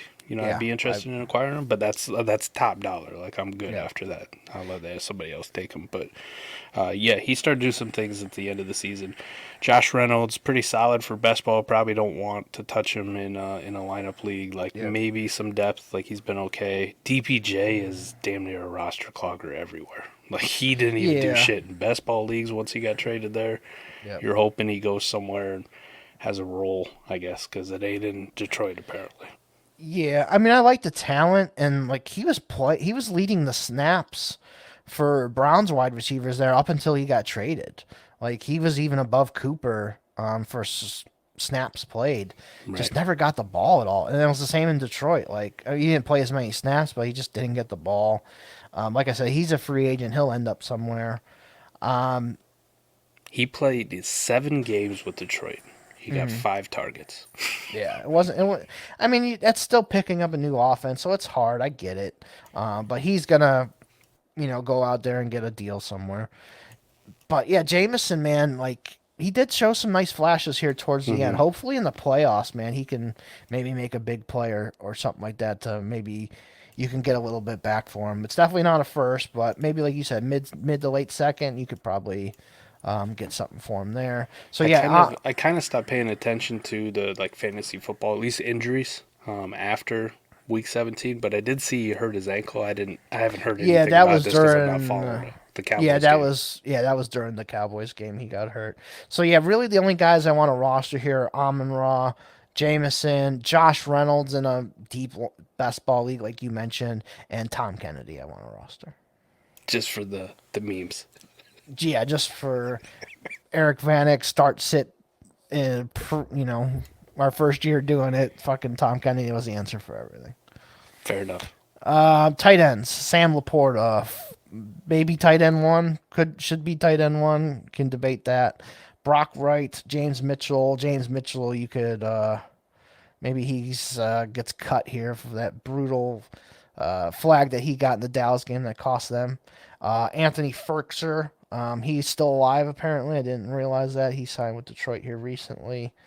Nobody on the practice squad. And Shane Zylstra, who got hurt, tore his ACL before the season. He's on there. Nobody I want to roster. So I think Laporta is like even the only tight end I want to roster here. The other guys are just blah.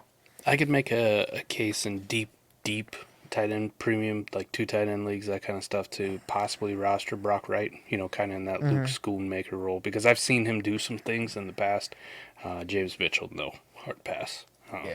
Just in case something were to happen to Laporta, I think Brock Wright could come in and be a solid tight end 2-ish for you. Right. Brock Wright and Zylstra are restricted free agents, and Ferkser is a free agent. The rest of the dudes are junk. Yeah. On to Green Bay. So quarterback Jordan Love, backup is Sean Clifford, who they drafted in the 5th round. Looking at the practice squad, Alex McGough is on the practice squad there, and I don't believe they had anybody that was injured from quarterbacks. No. So yeah, Jordan Love. What are your thoughts on him? I really like Jordan Love. He's come on strong at the end of the year. While I was definitely. Why I came around on Sam Howell for Dynasty value, I was starting to come around on Jordan Love for the same thing. Now, one of them only maintained it here, and probably enhanced it to end the season. I think that's Jordan Love. He played some pretty big games. The Kansas City game was impressive as hell, watching him go out there and deal. And then this last Monday night was really nice watching him go out there and play, especially when he's done most of the year without Christian Watson, because that guy's Darren Waller hamstring. Like it feels Right. always injured. So Jordan Love making a push for back end QB1, but definitely probably in that top 15 Dynasty QBs for me. I'm pretty interested in rostering a lot of Jordan Love moving forward. Yeah, and I think he's only going to get better here, so I could definitely see him making a leap next year. So definitely like him. Clifford, I've never really liked, so I don't really want to That's because roster we him. watch Big Ten football and we watched Right. him for multiple years. He looked And great in the preseason, though. He did. He looked a lot better than I ever thought he would. He still has. Yeah, like my jaw hit the floor when I saw he even got drafted. Like, what? Like, is that Brian Gutekunst like doing some hardcore drugs or something? Brock Purdy got drafted too. Yeah, and he's the MVP of the league, or should have been, if he didn't fuck it up. All right, running backs: Aaron Jones, AJ Dillon, Patrick Taylor, Ellis Merriweather is on the practice squad. Kenyon Drake's on their practice squad, if you didn't know that. I did. And Emmanuel Wilson, who was really good during the preseason, is on their IR right now. And then let's see. Aaron or AJ Dillon and Patrick Taylor are free agents. Patrick Taylor's exclusive rights. Yeah, no one cares. Yeah, Aaron Jones just turned 29, so he won't turn 30 until December of next year. I don't think he's worth a first anymore, but he's probably like worth a second round pick now. AJ Dillon, I could see Green Bay bringing him back, but we'll see where he ends up landing. Like if he just ends up back in Green Bay, it's just the same role. But if he does go somewhere else, I don't think he's like, could he just go to be someone's Tyler Algier, basically? You know, that's basically the kind of role that he's stuck in. Patrick Taylor, I don't want to roster. Ellis Merriweather, I don't want to roster. Kenyon Drake's half dead. Emmanuel Wilson, I do have some interest in him still, but that would be in like super deep leagues. Yep, I'm with you. Aaron Jones, probably worth a late-ish second at best. You know, other than that, you want to pay more than that, you can have Aaron Jones. AJ Dillon, I'll take any third for him. But if nobody wants to give me that, you know, I'm just going to hold him. None of those other guys are really interested, other than Emmanuel Wilson. Kind of like you said, super deep leagues, just because I like what I saw in the preseason. You know, I'll roster him and just kind of stash him in spots. Could do worse. Right. Okay. Wide receivers, very, very interesting wide receivers. A lot of young guys that have really produced this year in spurts. But Christian Watson, another incomplete season. You know, a lot of these hamstring injuries keep cropping up on him. Romeo Doubs wasn't as good as he was last year with Rodgers. Jaden Reed, man, he's really come on. I think he might be the Packers receiver to own. Malik Heath, he showed some spurts. Dontavian Wicks definitely showed some spurts. Bo Melton has really come on these last couple of weeks and shown some spurts as well. So they have 6 receivers I can talk about rostering right now. So that, you can't say that on very many teams. Yeah. Christian Watson's probably going to be like that in between. Like, I would love to sell him, but I'm not just going to let him go for pennies on the dollar. You know what I mean? Because he can just make these splash plays that nobody else really can. And what's the lowest you take for him? Like a 203?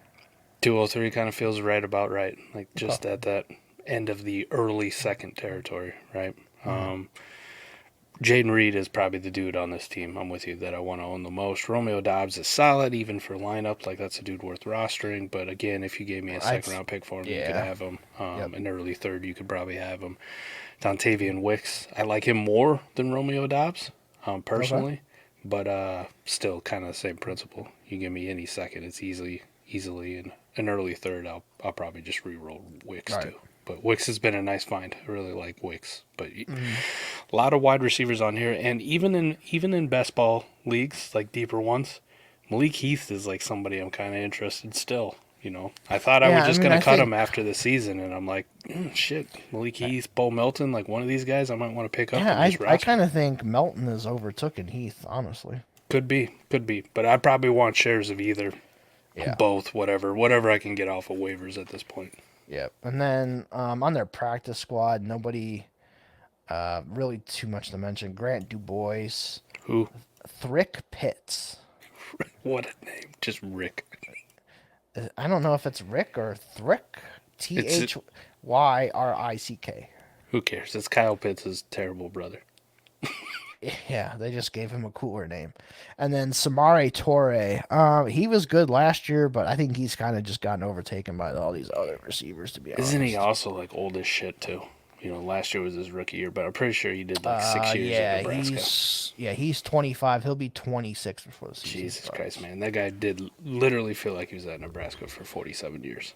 Yeah. Even though I'm pretty sure he transferred in from like Montana or some shit. Yeah, he's going to be the new Grayson McCall. Yeah. That guy's been there like 37 years. Let's go. I graduated high school with Grayson McCall. I don't know if you knew that. Jeez. All right. Tight ends for Green Bay.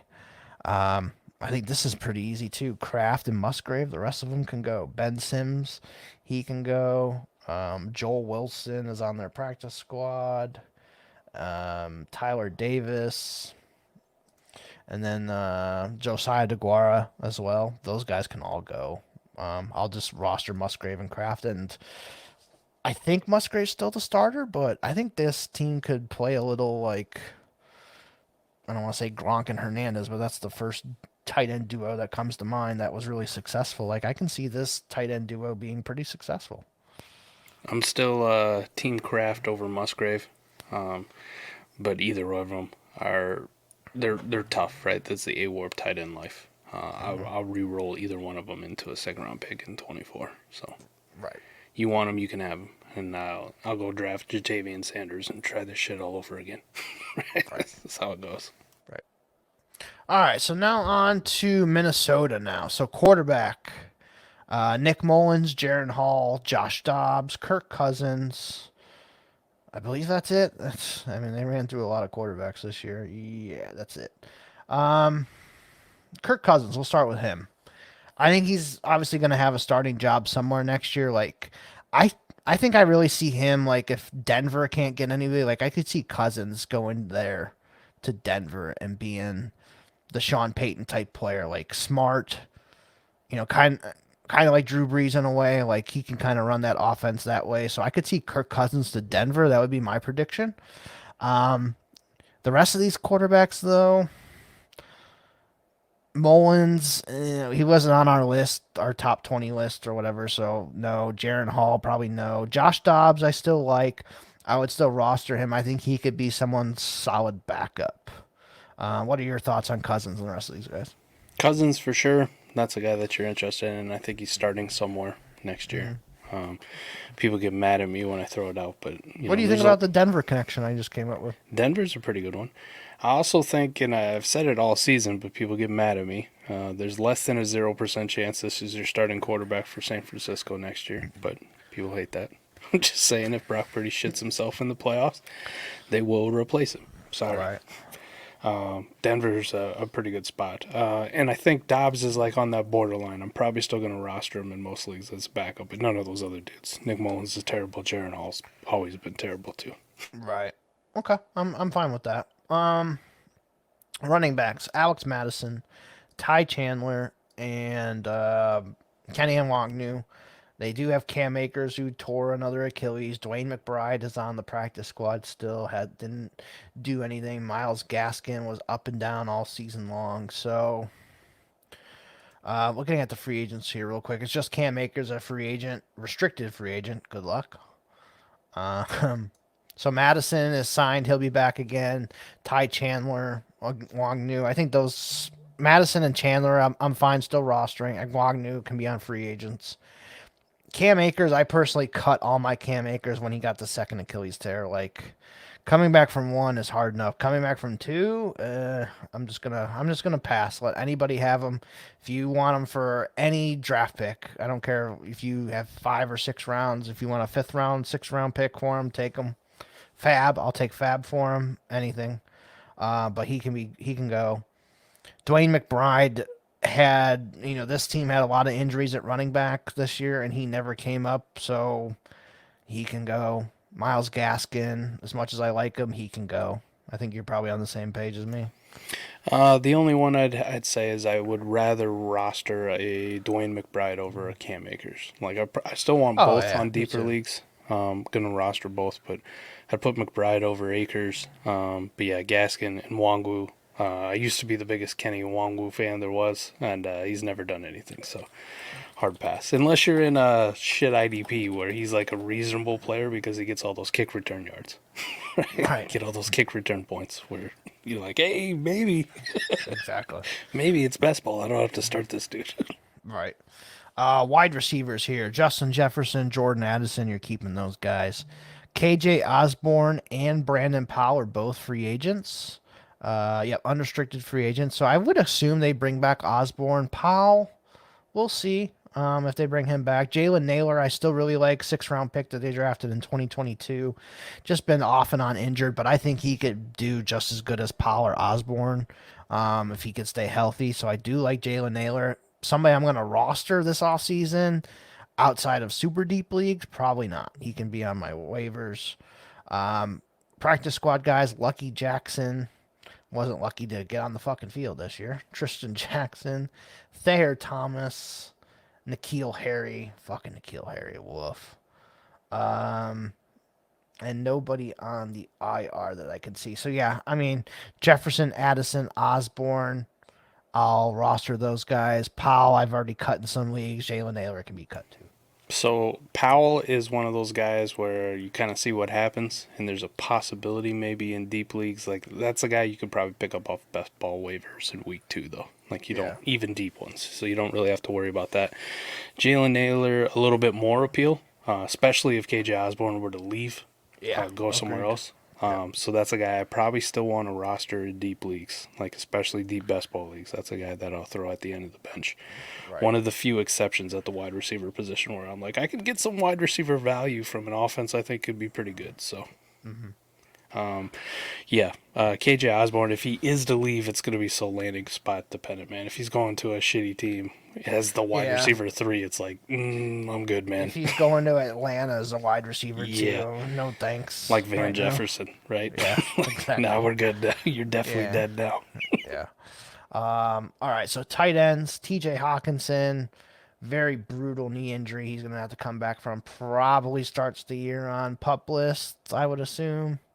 Josh Oliver, Johnny Munt, Nick Muse, Troy Fumagalli on practice squad. And then anybody on the IR? No. And then their free agents, Munt's a free agent, Ben Elfson's a free agent, Nick Muse exclusive rights. I mean Hawkinson's the only one worth carrying here. I think I can cut Oliver. He's just kind of like a blocker anyways. What do you think about Hawkinson now? Like obviously we valued him as like a top 5 dynasty tight end. Does this knee injury change that for you?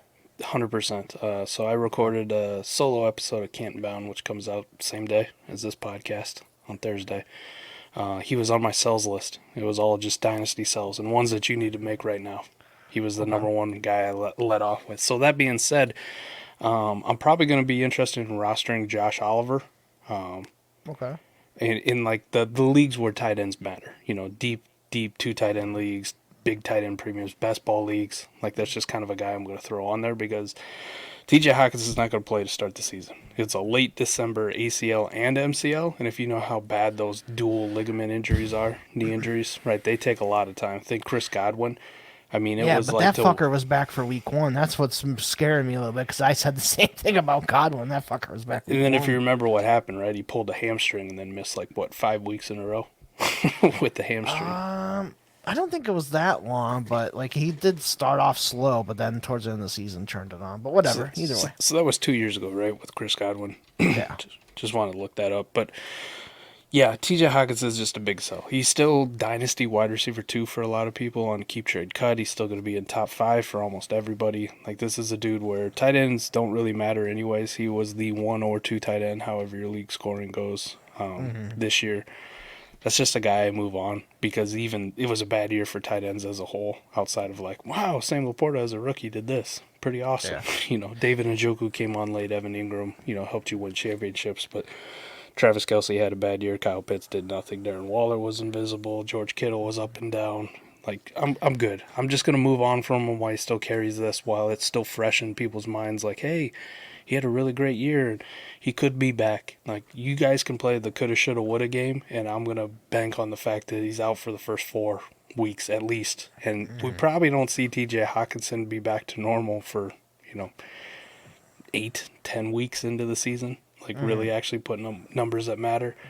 And that's a lot of time to like sit on somebody else's roster scoring zeros or underperforming that they're like, I don't want to carry this guy no more, right? And you can always buy back at cheaper than what you could sell for right now. Yep. And they're picking at 12, so I don't know if they're going to be able to get that quarterback they want. I would say, honestly, their best bet is to make up with Kirk Cousins and just bring Kirk Cousins back. I don't know if that's going to happen or not, so we'll have to see what they do there at quarterback. That system can create quarterbacks, so maybe they get lucky and find somebody, but we'll have to see there with Minnesota. On to Atlanta now. Quarterbacks. Fucking woof. Tyler Heineke. Taylor. Did I say Tyler again? God damn it. That's all right. Desmond Ridder. Logan Woodside. Then on the practice squad, how did this team not have a practice squad quarterback? Their 3 quarterbacks are terrible. Holy shit. Brave. Yeah, brave. Very brave. Yeah, nobody else there. Heineke, like I said, is a free agent. Or did he sign 2-year? Let me look it up real quick. I think he might have been a 2-year guy. Yeah, he was a 2-year guy, so he's still there, but I'm sure they can cut him. Woodside is a free agent. He's like with Easton Stick there territory. Ridder will still be there, but I mean, how many times can you bench this guy and then bring him back and then he still sucks? Like, right. They need to find somebody. They are currently pick 9.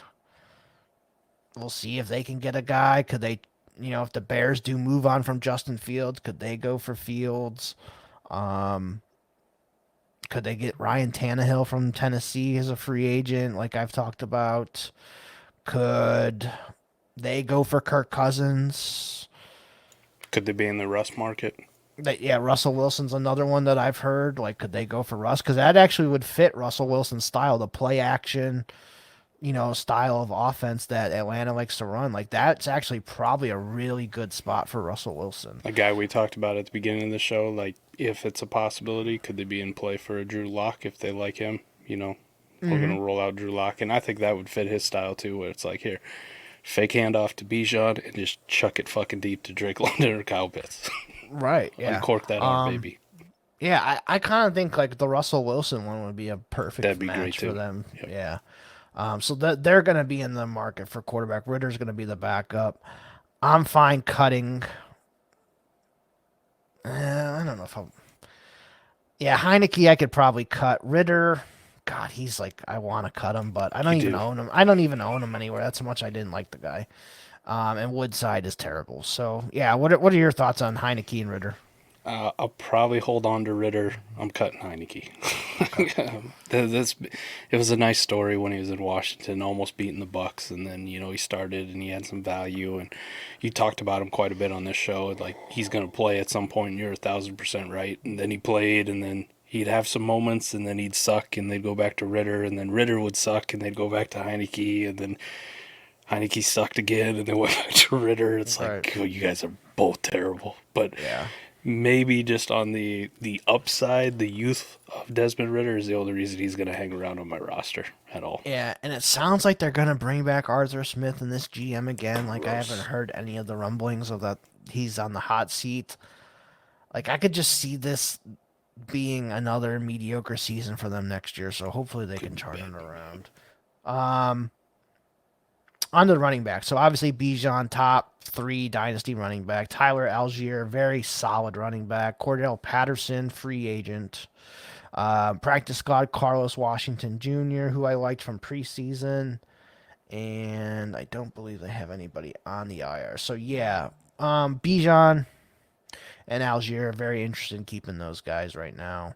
Patterson, I mean, how old is he now? He's 33. 33. Yeah, so Washington with Bill Belichick, lock it up. That's where Patterson's going to end up. Yeah, so just Bijan and Algier I want to hold on to. Patterson, deeper leagues I'll hold on to just to kind of see because he can still play. But shallow leagues I can cut Patterson. I think I'm good just moving on from Patterson and open up the roster spot. Like Yeah. we Okay. didn't see much this year from him. You know, Yeah, I think he that's had true. maybe one game. It was like, why is he scoring the touchdown? Son of a bitch. Right. That's about it. So I'm good at 33 running back. You know, he was a nice story 2 years ago. Maybe even last year he gave you some moments, but I'm good now. Yep. Wide receivers, super easy here. Drake London, everyone else is cut. Van Jefferson, Kadero Hodge, Scotty Miller, Mac Collins. Those guys are all free agents. They're all going to be gone. Don't want any of them. They're all terrible. Frank Darby, he's been there 17 years, it seems like. Chris Blair on their practice squad. Don't see anybody else in their IR, but honestly, yeah, it's Drake London. That's it. You don't want anybody else. Yep. Tight ends: Kyle Pitts, Jonnu Smith, John Fitzpatrick, Michael Pruitt, Parker Hess on their practice squad, and Felipe Franks on and Josh Ali. No, Ali's a receiver. You don't want him anyways. Felipe Franks on the IR. Pitts, you're keeping. Jonnu Smith, I think he earned a roster spot, especially if he's staying with this team, which he is, not a free agent. The rest of those guys, cut. There was once upon a time Felipe Franks was pretty interesting. Now we're good. Kind of like Alberto. Like, Yeah, Scott Connor tried to will that one into existence. And hey, you got to shoot your shot, man. Yeah. But yeah, I mean, I was impressed with Jonnu this year. Like, when you and Adam do your spike week chart like you guys have done before, and Yep. I bet you Jonnu's on there 3 or 4 times. Well, I can tell you right now, we got that. Okay. Our guy Tom. I don't know how much interaction you've had with Tom, but Tom's been a Savage member since feels like forever, since day one. He's kind of that ice road trucker too. Like he goes up there, drives super northern Canada trucks.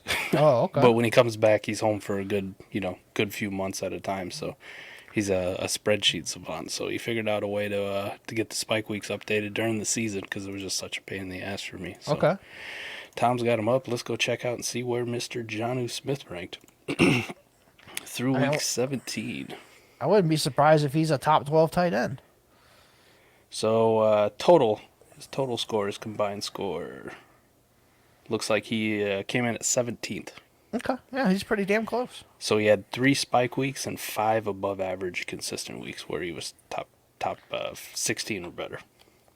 And does that count those 3 weeks, or is that 8 weeks total?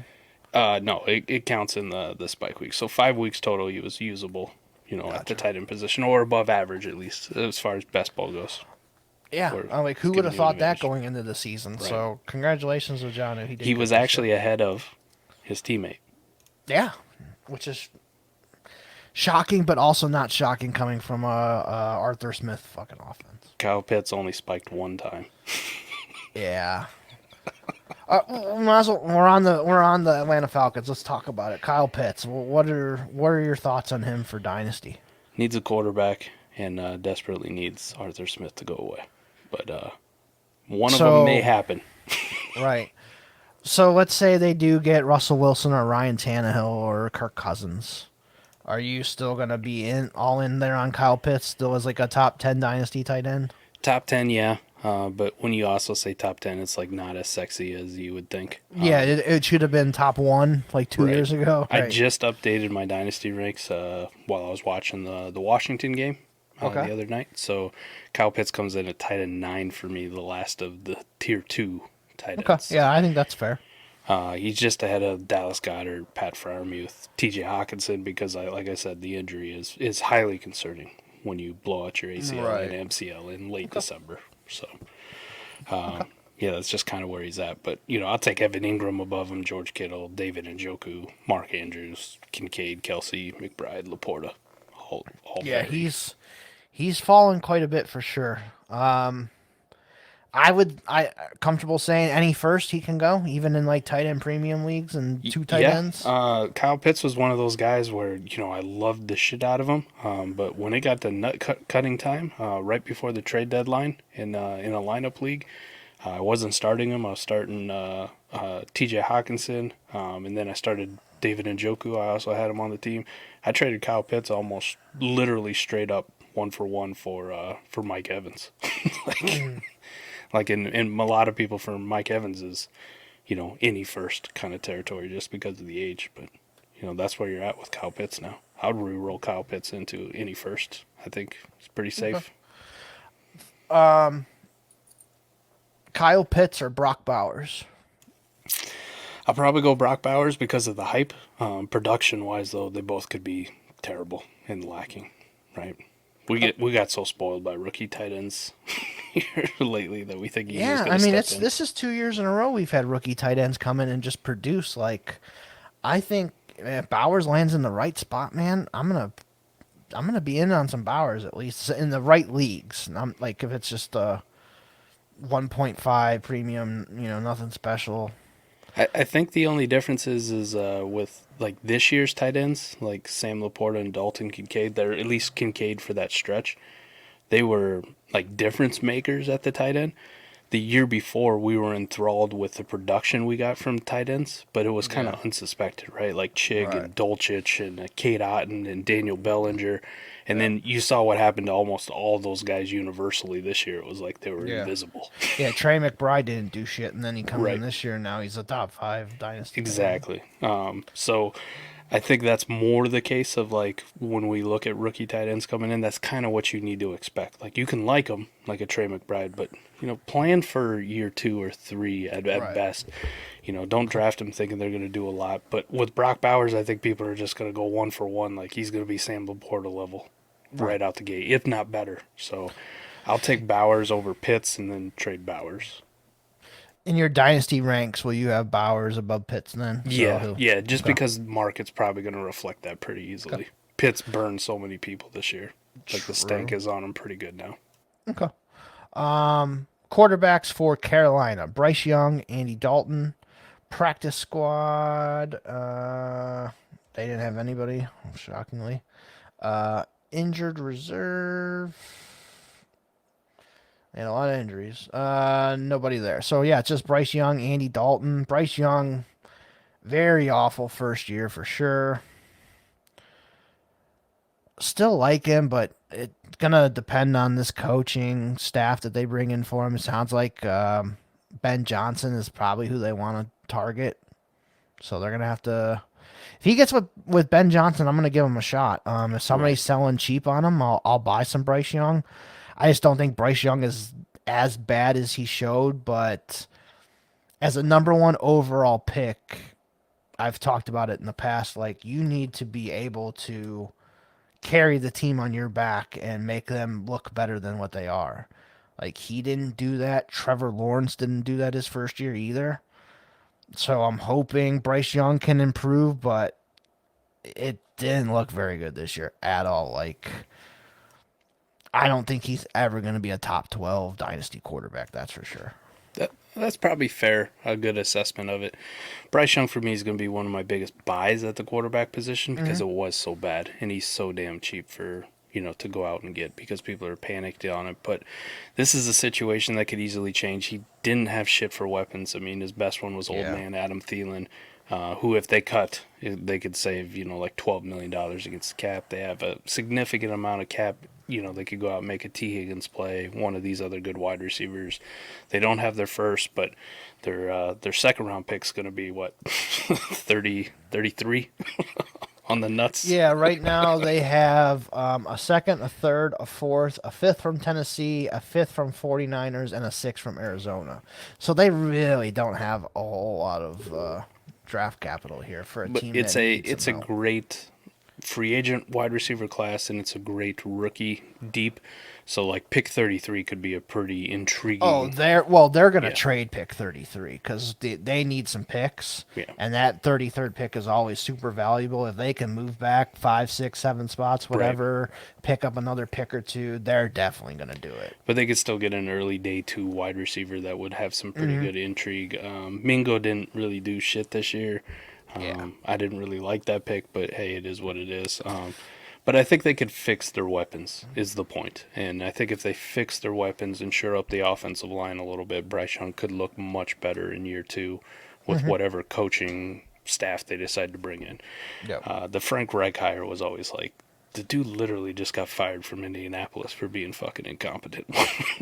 I think he just impressed in the interview. Like, he can talk. He's a good talker. He's a good person. Yeah. Like, he's probably better as a coordinator than he is a head coach. But even as a coordinator, he's kind of fallen off too. I think as a coordinator, he would have been fine, right? Like, he was really good in Philly, and then after they left, that offense fell fucking apart, and Carson Wentz fell apart. Right.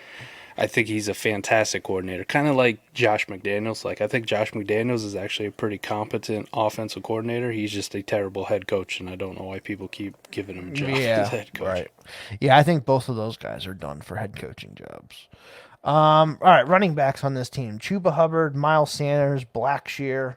On the practice squad, Tariq Cohen is still there. I think he ended up tearing something or getting hurt, but he's not on the IR, so maybe he came back. I don't know. Spencer Brown, Mike Boone, they picked. They had 3 running backs on their fucking practice squad. No wonder why this team's dysfunctional. And nobody on the actual IR. So, Chuba Hubbard was really good this year. He kind of took over that the lead back role from Miles Sanders, who was incompetent. But Sanders and Hubbard are both going to be back this year for whatever new regime. So at least they have 2 running backs that can play. Going to roster both of these guys this offseason. Blackshear, no thanks. And any of these other guys, no thanks. No thanks to any of them. Rostering Chuba, but I also wouldn't be opposed to moving them if somebody wanted to give me something good. Yeah, any second you can have easily. Sanders or Hubbard. Any third, I would just hold on to him personally.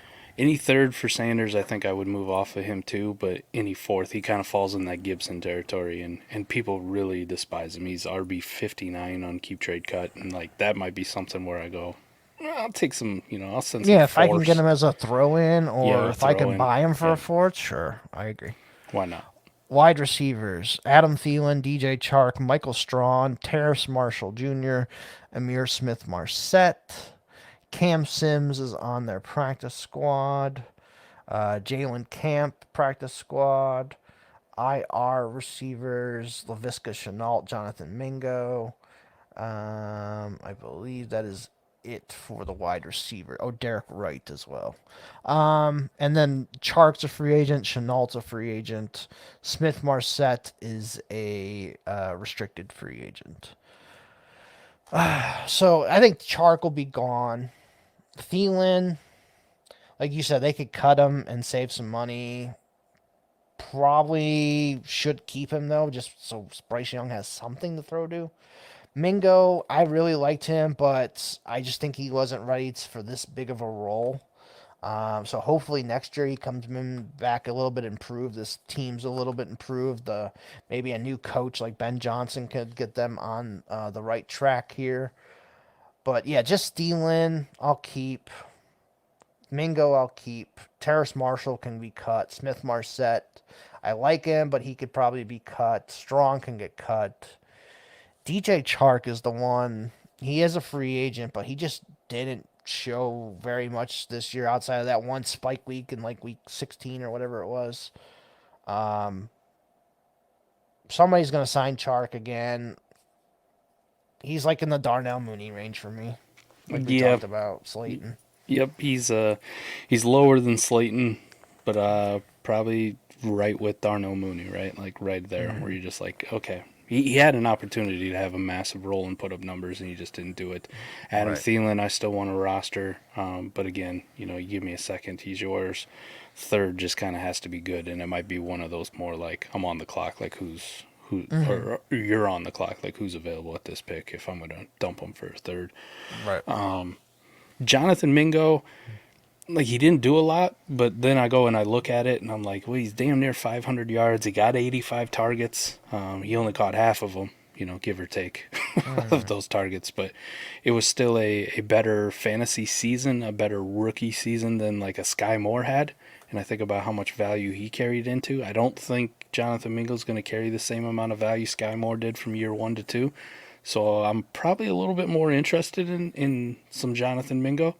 That might be a guy where I might throw out a third, just mid to late third as a feeler. Like, is anybody that disgusted in him and try to put him on my teams? But not too exciting, but just a deep growth roster move possibly where, hey, maybe in year 2 he takes a little bit of a leap. And year 1, I think statistically he's not going to be as bad as we think it was in our mind. Right. Okay. I think that's fair.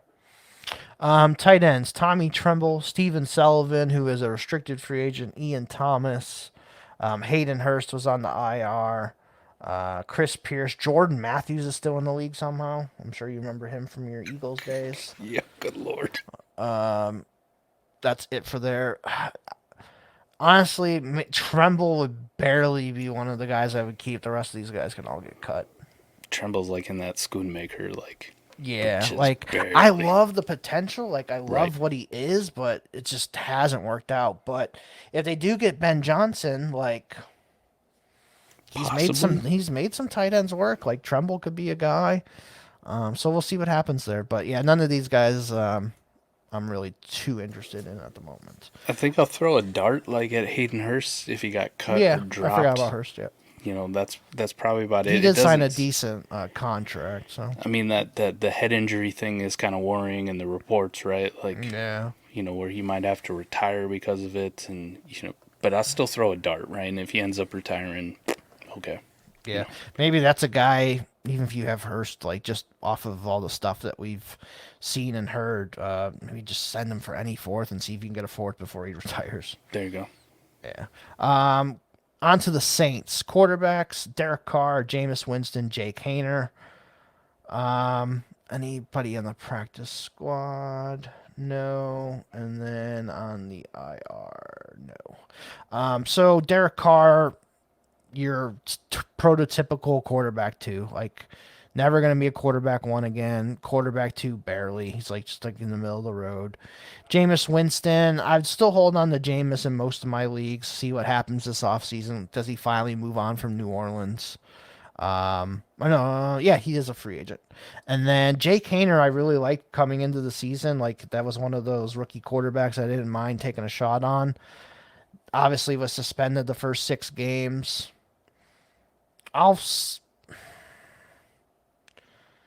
I can cut him if I need to, but if I have, a deep roster, I don't mind holding on to Jake Haener. I think Jake Haener might be a decent, real deep stash. Yeah, if he's their backup next year. Sounds like they're keeping Dennis Allen and the whole staff, so. Right. I'm pretty sure, as much as people hate it, Derek Carr is going to be the quarterback, like you said. His contract they're not going to be able to move on from him. Well, they're in salary cap hell, too, by the way, so they really can't afford to make those kind of dead cap moves. So Jameis will probably be gone somewhere else, backup role. We want the potential of starting somewhere else. So Jake Haener might be a kind of a sneaky stash here because you've also seen Carr just get his ass kicked this year. And for whatever reason, though, he played through it and they refused to, play Jameis, so... I don't know if that's an indictment on Jameis or, they just trust Carr that much. I have no idea what the deal is. I mean, Carr's he's just one of those warriors, man, that just is going to play through anything. Yeah. All right, running backs: Alvin Kamara, Jamal Williams, Kendre Miller. Holding on to all 3 of those guys right now. James Robinson's on their practice squad. He's been cut and passed around about 7 times this season. Jordan Mims on their practice squad as well. And then Eno Benjamin, he tore his ACL super early in the offseason last year. Not interested in him anymore either. But Kamara, Williams, Kendre, I'll roster those guys. I'll begrudgingly roster Jamal Williams, but he's borderline I could just move on from him. And I wish... I don't wish it, but if he just would have stayed with Detroit, would have been nice. But then we wouldn't have gotten David Montgomery. So. Right.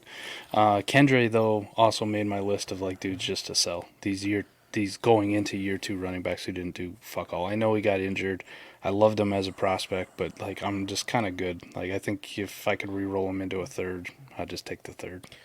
Yeah, I agree with that. If I can get a third for him, I'd roll him. I was a bigger fan than you were, for sure. Definitely. So I was definitely disappointed. But, yeah, he had a ton of injuries, came in with an injury. I'm gonna write him a pass just because I like him, but I probably shouldn't. I don't know how much more of a fan you were. I did have him as my RB3. That's where I had right. him. I had him RB3, yeah, behind Gibbs and Bijan. Yes, I I did. had him, and then I had Achan. And Adam was always mad at me because I had Charbonnet ranked so low. But I just didn't really care.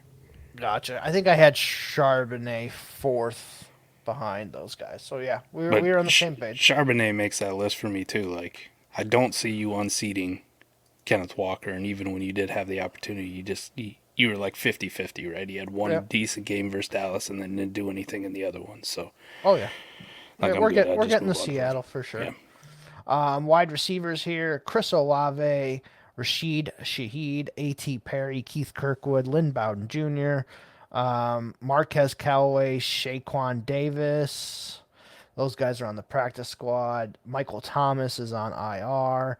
I've heard Michael Thomas is probably going to be gone. Thank God. Like I don't want anything to do with Michael Thomas.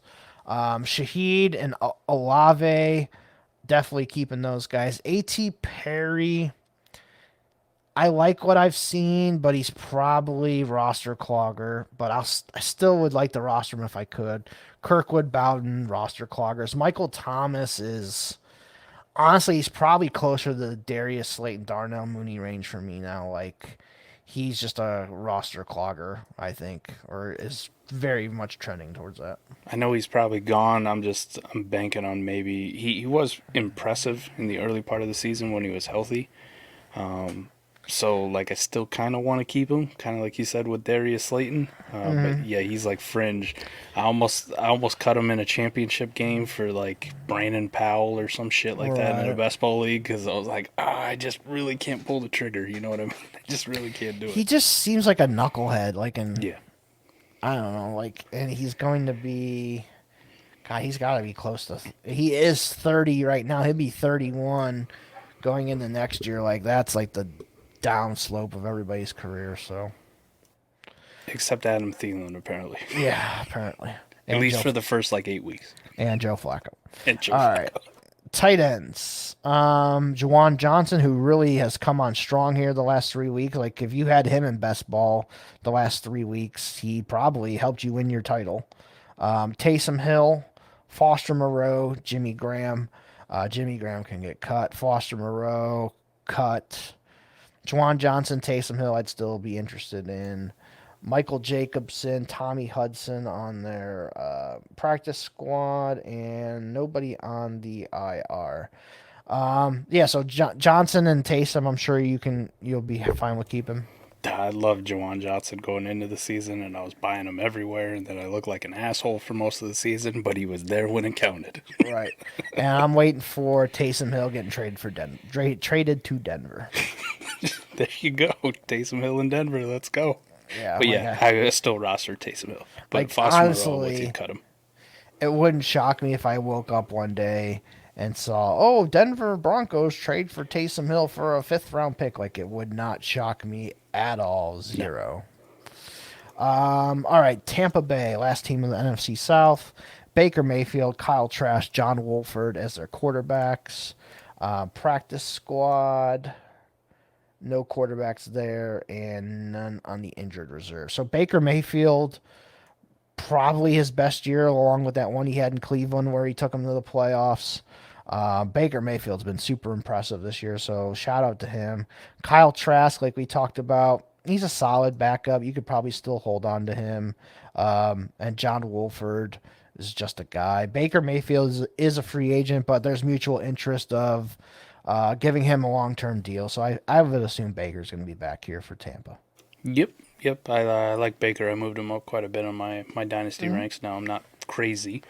It's still Baker, but... Yeah, he's still a quarterback, too. Like, he's above Derek Carr's and Kenny Pickett's and stuff like that for me. He's above Russ, Will Levis, Kirk Cousins, Aaron Rodgers, Daniel Jones. Like, pretty solidly for me. Interesting. I don't know if I would take Cousins or... Cousins, I don't think I would do. Rodgers, that one's close. But yeah, he's probably in that range. It's funny that both those dudes are the Achilles guys, too. You know what I mean? And I fucking love Aaron Rodgers. So. I know. You picked the Jets for the Super Bowl bet. God, yeah. And that's me, my next year pick, too. Running backs, Rashad White, hell of a season, a lot better than I ever thought he would be. Chase Edmonds, Sean Tucker, and then on the practice squad, Patrick Laird, and that's it there. So Rashad White, man, hell of a season, really good. Chase Edmonds is a free agent. Sean Tucker had a couple plays this year, but didn't do anything. What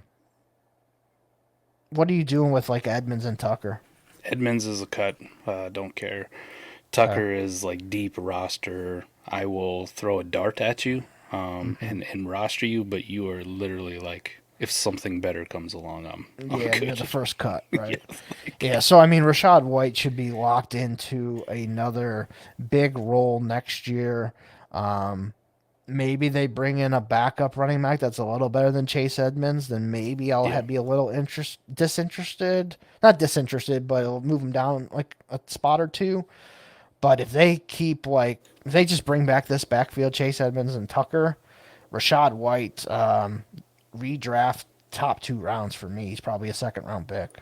Yeah, I got him up to RB9 in my Dynasty ranks. So. Wow.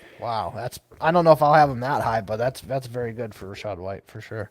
Yeah, he was a big fade for me. I missed on that one, huge, and he smashed it out of the park. So, I faded this entire offense. I'm like Baker Mayfield, like they don't really have a running game. Like I faded Mike Evans hard.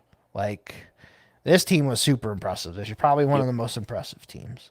Wide receivers: Mike Evans, Godwin, Trey Palmer, David Moore, Devin Tompkins. And then on their practice squad, Cephas Johnson III and Ryan Miller, Raleigh Webb. None of those guys I've heard of. Raheem Jarrett ended up on IR. Russell Gage was out for the whole year on IR. Mike Evans is a free agent. Devin Tompkins exclusive right. So they'll probably have Russell Gage come back and just compete with like Trey Palmer to be the third. Evans and Godwin you're keeping, obviously. Trey Palmer you're keeping. Russell Gage I cut, once he tore his ACL. So if he comes back and we hear some good news, then maybe I'll pick him up, but I'm not carrying him through the offseason. So Evans, Godwin, Palmer, the only 3 I really want to roster right now. Right, and Palmer's probably the one I'd be most likely to, like, if somebody wanted him, especially for lineup leagues. Like, that's probably never going to be anything for me. This team's got a shit ton of cap space, too, so I don't know if they bring somebody else in to be that third wide receiver, too. That's a little bit more exciting. Right. I think they got to pay Mike Evans big money, though, too. They do. I don't think they can afford to lose him. But if Evans goes somewhere else, I'm super interested, too. Like, if he goes with a better quarterback, let's say the Jets whiff on Devontae Adams and then they go get Mike Evans instead, sign me up for some Mike Evans and Aaron Rodgers. Yep, I could. They got a fair amount of cap room, so this would be an exciting team going forward, too, on how they want to fill it out. Maybe another offensive line piece, boost up the defense a little bit. Yep. Bring in Baker another weapon or something along those lines. Absolutely. That's also why I feel so good about Baker. I feel so good about Rashad White. It's like this offense at 24 is projected to be pretty damn good too. Yep. Tight ends. So Cade Otton, Payne Durham, Kieft, David Wells on their practice squad, and I believe that is it. Oh, Tanner Tallulah. Never heard of him. Cade Otton is your typical tight end 2. He'll get you like 2 for 30, and then sometimes there's a touchdown in there. So he's one of those types. Payne Durham, Kieft, I don't need to keep. Payne Durham is interesting for me. These deep best ball leagues, like I have a little bit of interest in Payne Durham. It's Cade Otton and it's Payne Durham. I don't care about anybody else on that team, though. But Payne Durham also kind of falls in that Sean Tucker where, like, you could be the first cut too, buddy. You're not very safe. But Otton was good enough, but he wasn't, like, spectacular. We talked about best ball weeks. Like, he's the 22nd tight end, so back end tight end 2-ish. Right. Okay. All right, on to our last division here. We'll try and wrap it up here quick. Arizona, quarterback Kyler Murray, Clayton Tune, practice squad quarterbacks, Not seeing anybody on their practice squad. They did have Jeff Driscoll, but I think the Browns picked him up, and he's starting for the Browns randomly this weekend. So, So like, that notification going across. I'm like, what? When did this happen? Like, too, when buddy. the hell did they get Jeff Driscoll? I thought he was on the Cardinals all year. It's like Jeff Driscoll's still in the league. What the fuck? Right. I'm like, and he's on the Browns? Like, when did this happen? So they're going to have 5 quarterbacks start for them this year, which is insane, and they're going to be in the playoffs. Insane. All right. Anyways, Kyler, I'm still holding on to probably top 12 quarterback back end. Clayton Tune, we didn't have him on our quarterback rankings list. He didn't look good in his one start either. I could be fine cutting Clayton Tune. I think I'd be fine with it. If I had a deep enough, though, and you could fit him in, and there wasn't any better choices, yeah, maybe something happens to Kyler, and all of a sudden you got a starting quarterback. That's about the best I could say. Right. Running backs, pretty easy here. James Conner, I'm keeping. Michael Carter came in and looked pretty good with them. I'll keep him. Amari DiMercado looked pretty good in some spots this year for them, too. I like him. Practice squad running backs, Corey Clement, Tony Jones, just guys. They can be cut. Marlon Mack tore his ACL before the season started. He should be on your waivers everywhere already. I'm with you. I'll keep those top 3 guys.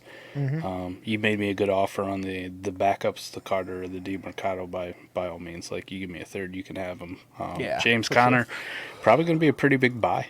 I think this offense could be pretty awesome heading into 24 when they get a stud Marvin Harrison or Malik Neighbors or whatever they decide to do there. Yeah. So Trey McBride really emerged. I think I want to buy some James Conner for my contenders in 24. Yeah, he does end up missing like a month every season, but still comes and finishes strong. It's like happened every year of his career. Yeah.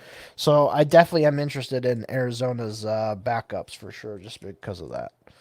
And then, I talked about that. Wide receivers here. Exclusive rights free agent Dortch, and Hollywood Brown is a unrestricted free agent. So Hollywood there. Dortch, I just mentioned. Michael Wilson, Rondale Moore, Zach Pascal, Dan Chisna, Jeff Smith, most common name ever, Caden Davis, and Andre Baselia on their practice squad, and not seeing anybody on the IR other than Hollywood. Okay, so Hollywood, we'll see if he ends up re-signing back here or not. I would hope he does, for his sake. Otherwise, I don't know too many other spots where Hollywood could go to be like the de facto number 1. So hopefully Hollywood stays on here. Michael Wilson I really liked this season. I don't have his stats in front of me. But man, I thought he showed up pretty good. He did get injured there at the end. Otherwise, I think his stats would have been a little bit better. Greg Dortch, man, that guy just played his ass off this year. Like the first 7 to 8 weeks of the season, he was like inactive or didn't play. But when he got his chance, man, with some injuries, Dortch really came and played. So Dortch is somebody I definitely want to keep rostering. Rondale Moore, he's in the Darnell Mooney, Darius Slayton range. He's borderline roster clogger. Zach Pascal was a roster clogger 6 years ago.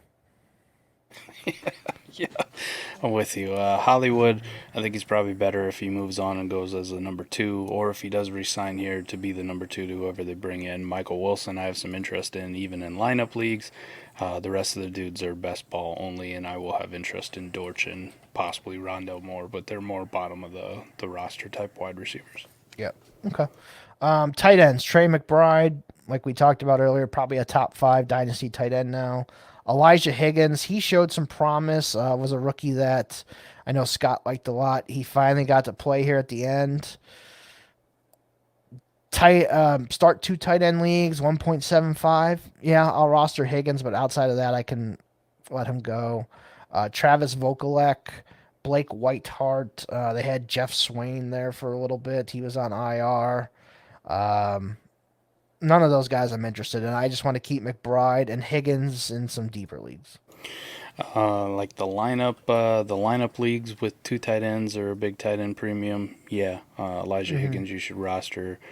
Best ball leagues, as long as you got like 30 roster spots or more, I'll roster. I don't even care what the tight end premium is or if it's 2 tight end. I like what I saw from Elijah Higgins, so Right. it's probably one of the exceptions I'll make at the tight end position where it's like, if you're a backup, I don't really care about you. I'd care. Right. Okay. 49ers now. So quarterbacks, Brock Purdy, Sam Darnold, Brandon Allen. Darnold and Allen are free agents, so we'll see if those guys come back or not. Maybe they pick up Mac Jones in a trade to be the backup. Who knows? And nobody on the IR. Speak it into existence, Eric. Let's do it. Right. So Brock Purdy, you have him in your top 5 dynasty quarterbacks? Not top 5, but he's up there. All right. I got him at 16. Wow, I have him, I think, at 9 or 10. Okay. I can So see that's it. where I had him. I think that's just your bias coming in on Purdy a little bit. I think it's also the multiple interception games that I've seen out of Brock Purdy. So Yeah. there's a floor, people. There's a floor. Yep. I mean, It's a shitty one, too. I mean, all those people who were relying on him in the semis, how'd that go for him? yeah, he was leading the MVP race, and then he wasn't. So just saying. But 16, he's still ahead of like Bryce Young. But Yeah. behind Jordan Love, behind Deshaun Watson, who I think we see with Joe Flacco in this offense, and we know Watson's going to be the quarterback, right? People who are like, I don't know how you could give Watson the ball. Well, As a Browns fan, I would take Purdy over Watson. okay.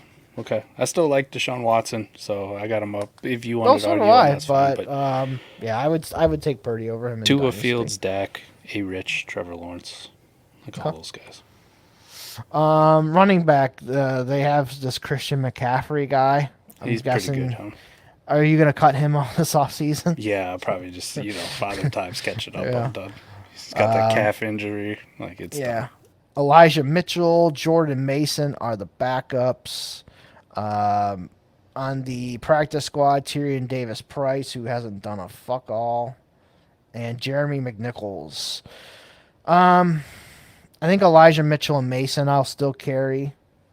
But other than that, the other guys can go. Tyrion Davis Price just hasn't done anything bad. Another bad Kyle Shanahan running back pick. Yeah, I'm kind of with you. I'll carry Elijah Mitchell and Mason, but I'm like not too thrilled about it. Like they're just kind of bodies. It just seems like they've fallen out of favor, and even when they get a whole lot of opportunity, unless Mason for that one game when he got a lot of fourth quarter run looked pretty good there for a bit, but Yeah. hard pass, TDP really hasn't done shit. Like kind of feels like Jason Corbin, right? Right.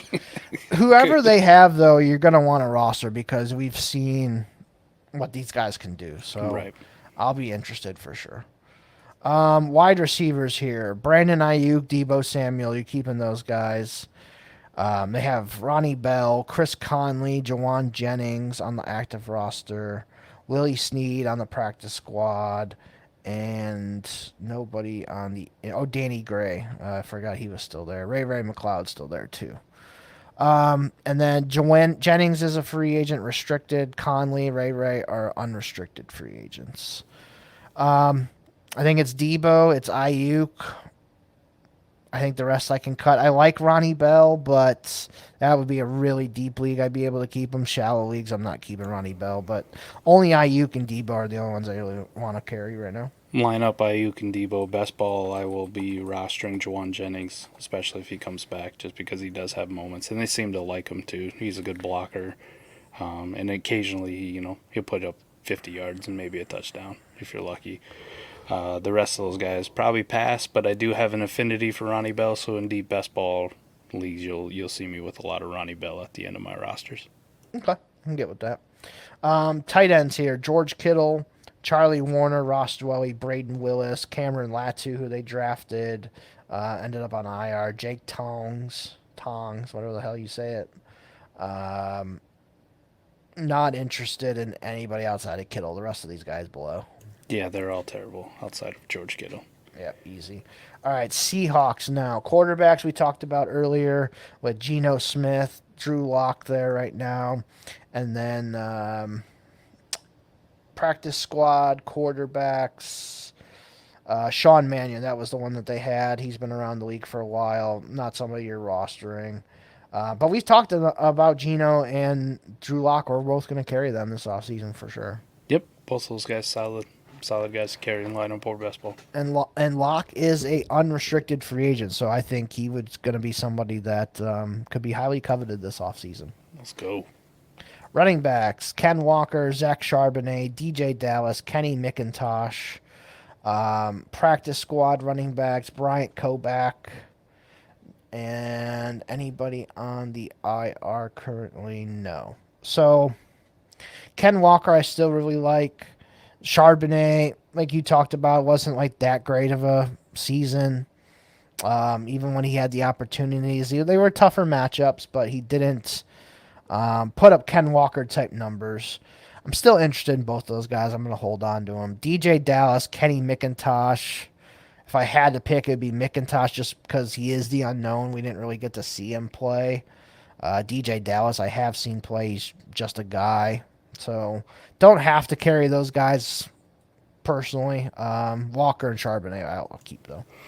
Yeah, I'd definitely keep Kenneth Walker. I think he's kind of solidified his role, and you see how explosive he is, and how much they do rely on him in the running game. Charbonnet, you can take him for a third if you want, but if it's not that, then fine.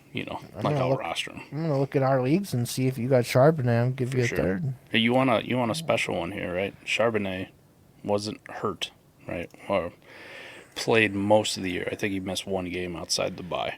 Yeah, where he wasn't active. He's got the same amount, or he shows up on the same amount of consistent weeks and spike weeks as Latavius Murray, DeMercado, Clyde Edwards-Helaire, Josh Kelly, Chase Brown. Yeah, it definitely wasn't a great first year for Charbonnet. Right. You definitely get that. I'm just good with him. You give me a third, I'll move on. Okay. I can see your point. I can also see thinking, man, he's got a lot more talent, and I could buy him. So maybe a good off season. It could change things. We'll see. Wide receivers there: DK Metcalf, Tyler Lockett, JSN, Jake Bobo, Derek Young, Aesop Winston, Cody Thompson, Cade Johnson, Cody White. Those guys are all on the practice squad. D. Eskridge ended up on IR for the year. I mean, Metcalf, Lockett, JSN, you're keeping. Those guys are all top Dynasty receivers. Jake Bobo showed a little bit this year. I like him. I think he's probably, though, in the Slayton Mooney range, probably below that. So you could cut Bobo. I could see it. But my deeper leagues, I'll hang on to him. If there's an injury, I think he can fill in for one of these guys. I think my deeper best ball leagues, Jake Bobo would be interested in lineup. No chance. But maybe he gets a bigger role, too. It did kind of look like Tyler Lockett's starting to, the Dusty label starting to catch up, right? Mm-hmm. It just wasn't a Tyler Lockett type season. But I think even if it's not a Tyler Lockett type season, I think that just means more for JSN. Yeah, and late September next year, Tyler Lockett will be 32, so he's getting up there for sure. Tight ends. This is one of our 3-4-way fuckfest tight end spots. Noah Fant, Will Dissly, Colby Parkinson, Brady Russell, Tyler Mabry on the practice squad. So the only one I want to carry right now is Fant. Parkinson is a free agent. I've always liked Parkinson. I like the way he plays the game. I think he can be used a lot better than what he has been. So if he goes somewhere to be a tight end 2 on a team, I have a little bit interest in Parkinson, where I think if an injury happened and he had to start, he could do some damage. But am I carrying him in the offseason? It would have to be a special league. Start 2 tight ends, 1.75 or 2-point tight end premium. That would probably be the only spot I would keep him, but other than that, he can go. Yeah, I'm kind of with you. Special tight end leagues, deep ones, yes. Noah Fant is the only guy I really want, and even then, it's just kind of good. Yeah. But the only thing I hold out on with Noah Fant is, he's a super athlete. Ridiculous athlete, so maybe it's like this David Njoku career path, where it's like this late breakout where we finally get to see it. Yeah. Maybe. All right. Last team, the St. Louis Rams. So L.A. Rams. Matt Stafford at quarterback. Carson Wentz is the backup, who is going to start this week, so I'm interested to see that. Practice squad, somebody named Dresser Wynn. Fantastic name. And Stetson Bennett ended on IR. Don't know what the hell happened there. No one really has seen or heard anything what happened to Stetson Bennett this year. So Stafford, you're keeping, obviously. Wentz, think he's going to be a backup. He wasn't on any of our top 20 lists. So that's kind of what we think of Carson Wentz. Not very good, but would you roster him this offseason? It all depends on this week, don't it?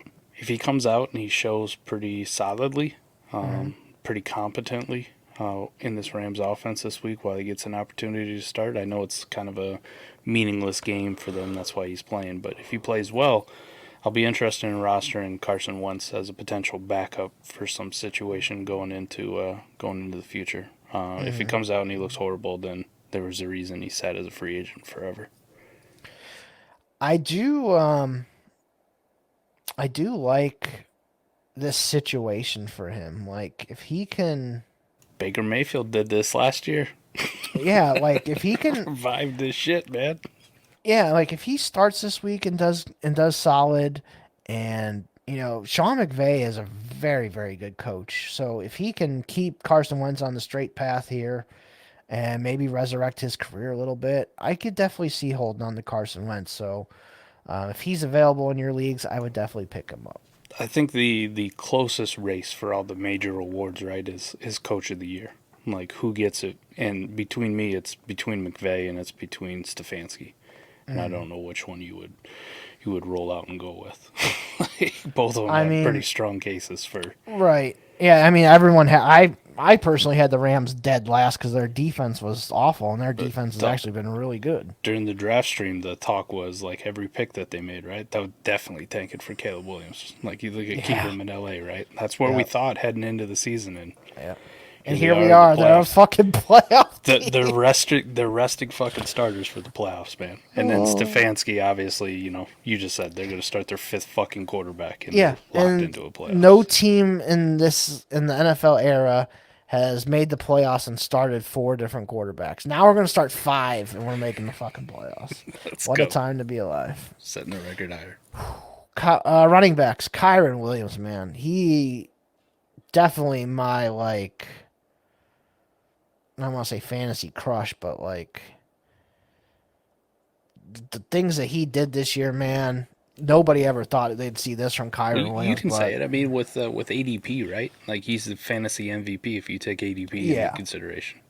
And I know Scott laughed at me. We can go back and listen to last year's version of this and the preseason version of this where I talked about Kyren Williams. And I always talked about that Adam Schefter tweet before that Rams opening game against I think it was Buffalo after they won the Super Bowl. Kyren Williams was going to be a big part of this team, and then he got injured that first week, and that first year was kind of a bust. And I've always remembered that, and I've always kept Kyren. I've seen people drop Kyren Williams in the offseason. This past offseason, I picked him right up, so that obviously got me some fantasy championships this year. Man, he's going to be a redraft back end of the second round pick for sure. Early second. Here was the big problem. I had Kyren Williams rostered heading into week 1 on a lot of spots. Running with that Scott Connor in the RB on a 53 approach. The problem is the person I do a podcast with every single week is the biggest Cam Akers stan there is, right? So I just get this shit pounded in my head. You got to make those final roster cut downs right before the season starts so you can set your fucking lineups. So Kyren ends up being the cut. Yeah, oh boy, did you want that shit back everywhere? Yeah, that might be one of your biggest regrets in life right there. Yeah, but I did name him, as a huge sell for me in this offseason. Interesting. I would probably be buying him because... Now, the question is, would you be buying at his current price of RB7? Depends on what their, going for. Like, I would be comfortable. I mean, I know it's not great buying running backs for first, but 111, 112. I I mean, yeah, there's going to be some decent receivers there. There's definitely going to be running backs there. I would be. His price right now before draft picks go up though is like the 106. Yeah, I'm not paying that. But Yeah. if I can buy him for a 111, 112, maybe 110, I can get behind that. I'm with you. I would like to take the shot on Kyron Williams for a late-ish first in this class. Yeah. But his price right now, before these draft picks even rise, like a mid first is behind him on keep trade cut. An early 25 potential first is just barely ahead of him, right? So that's kind of the range that you're looking at, where it's like, dude, that feels too steep. Okay. We've seen these guys. I'm not saying it's going to be him. He could break the mold easily, and I'm with you. What he did this year was special. You love what I'm not knocking him anymore. I love what I saw on the field. The whole athleticism thing from the combine goes out the window. The guy produced, and it's in a Sean McVay offense. But a lot of that's driving his value to a point where I go, oh man, there's some risks here, right? Like I've seen James Robinson come off an RB3 overall season and just fucking disappear into the abyss forever. I watched Elijah Mitchell with the San Francisco in a great offense, in a Shanahan offense, have a dynamite season out of nowhere and then just like gone. So we've seen this shit. Zonovan Knight had some moments and then he's just dust, and we're talking like, would you roster him? I don't know. Yeah, I was alive when Steve Slayton did that. Oh boy, yes. And Dominic Davis for Houston as well. The only one for me recently that's broken that mold, and like I'm just done talking about draft capital or potential, has been Isaiah Pacheco, because now I've seen it for multiple years and it doesn't feel like he's going anywhere. Like with that Chiefs team, that feels like that's their dude. So, but if you just have one, like it usually takes two for me to kind of buy in, and people are already bought in all over the place. Right, the good feels on Kyron are out there. So Kyron is how I feel about how you feel about Pacheco. Okay. I think he is their dude, their guy. They like him a lot, so that's how I'm viewing Kyron. If I had to do dynasty ranks, I'm probably having him in my top 7 or 8 for running backs, like Keep Trade Cut has. So that's fair. Other running backs: Ronnie Rivers, Royce Freeman, Zach Evans. And nobody on the practice squad and nobody on the injured reserve. So, I mean, Ronnie Rivers, Royce Freeman. Ronnie Rivers is an exclusive rights free agent. Ronnie Rivers, I think, is who they like as their backup. He did miss like half the season there, but he came back and was the backup. So if I'm rostering somebody, it's Ronnie Rivers. I bet you they try and bring in another guy this offseason. Zach Evans, they drafted, so they're probably going to keep him. Royce Freeman probably is gone. I have no interest in rostering Zach Evans just about anywhere. Like, it's the easy cut for me. Yep. Ronnie Rivers, I'll roster, and unless they do something to tell me that I shouldn't roster Ronnie exactly. Rivers. You know, yep. They draft another guy or whatever, or they bring somebody else in. Yep. Wide receivers, Cooper Kupp, Puka Nacua, obviously top dynasty receivers. Demarcus Robinson, he is a free agent. I would love for him to stay with the Rams and be their 3, but if somebody comes calling with a big contract because of the year he's had, like, he's going to probably take it. So we'll see what happens there. Rostering all 3 of those. Tutu Atwell, I'm only interested in him in best ball. I don't really want to roster him in lineup leagues. And then the rest of these guys can be cuts. Tyler Johnson, Ben Skoranek, Austin Trammell, and nobody. Oh, Xavier Smith, never heard of him on the practice squad. I'm with you. Puka definitely making his case as a top 12 dynasty wide receiver range for a lot of people. Cooper Kupp, the age thing's going to come in, and there's times he kind of looked dusty and out of it, but he still produces. So you're still going to rank him, fairly highly in ranks. Demarcus Robinson, I'm with you. I'd love to see him come back. If he went somewhere else, I wouldn't be as interested in rostering him, just because he kind of bounced around. But and Tutu is a best ball only kind of roster player for me. Then tight ends quickly. Tyler Higbee, he'll still be back with the team. Davis Allen showed off in that one game where he everybody got hurt, and then he had to pretty much play the whole game. I think it was the Buffalo game or Baltimore game. Maybe it was Baltimore game. He looked really good. 5th round pick. I think they're gonna value him quite highly. So in tight end premium, high tight end premiums, start 2 tight ends. Davis Allen, I'll keep. Bryson Hopkins, no thanks. Hunter Long, no thanks. Tyler Higbee, you keep him. Bryson Hopkins is a free agent. Didn't really care about him ever. He showed out maybe in a playoff game one time, and that was about it. Yeah. And I'm with you, Davis Allen. I like what I saw. So in best ball like this, I just throw shit at the wall at tight end. Even if it's not a big premium, I'll roster him. And then lineup leagues for him, it's got to be a pretty good tight end premium. Start 2 tight end for me to keep him in my lineup leagues. Okay. All right. America's favorite game, then we'll get the hell out of here. Hell yeah. Is this the longest podcast you and I have had? We've never had a marathon. Oh, yeah. Geez, 2.5 hours again. Sorry, guys. But it's also with the backup quarterback thing. And this is what the degenerates love, though, right? Like this the YouTube goes nuts in the comments for this kind of shit. Right. All right. I didn't really have anything, but we'll do this. What is your favorite restaurant, like a place to eat? Like, not fast food, but like a restaurant type place. So, like Applebee's or something like that.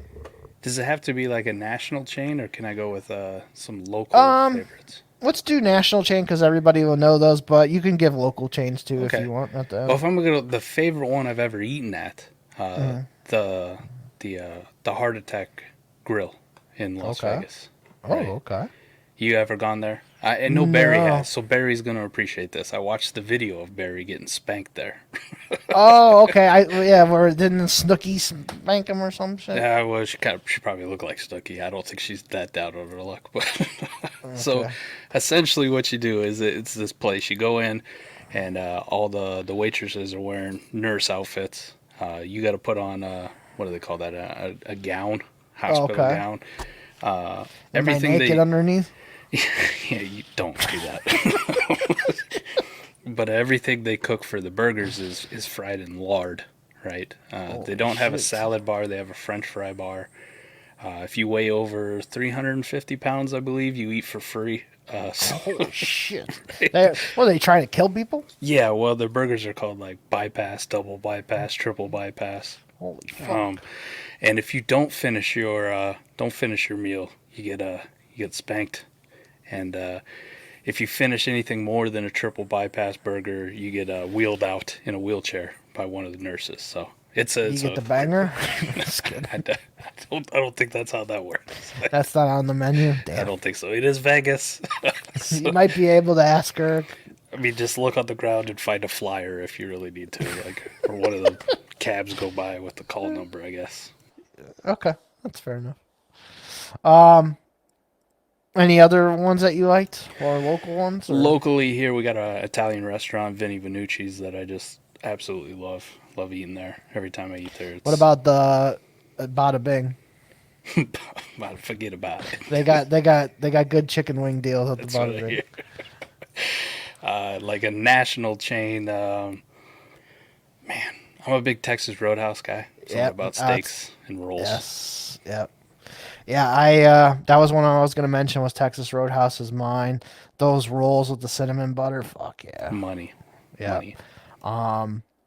Usually I got a burger there, but then on weekends they have prime rib there, like Friday, Saturday, Sunday. So I'll get a prime rib.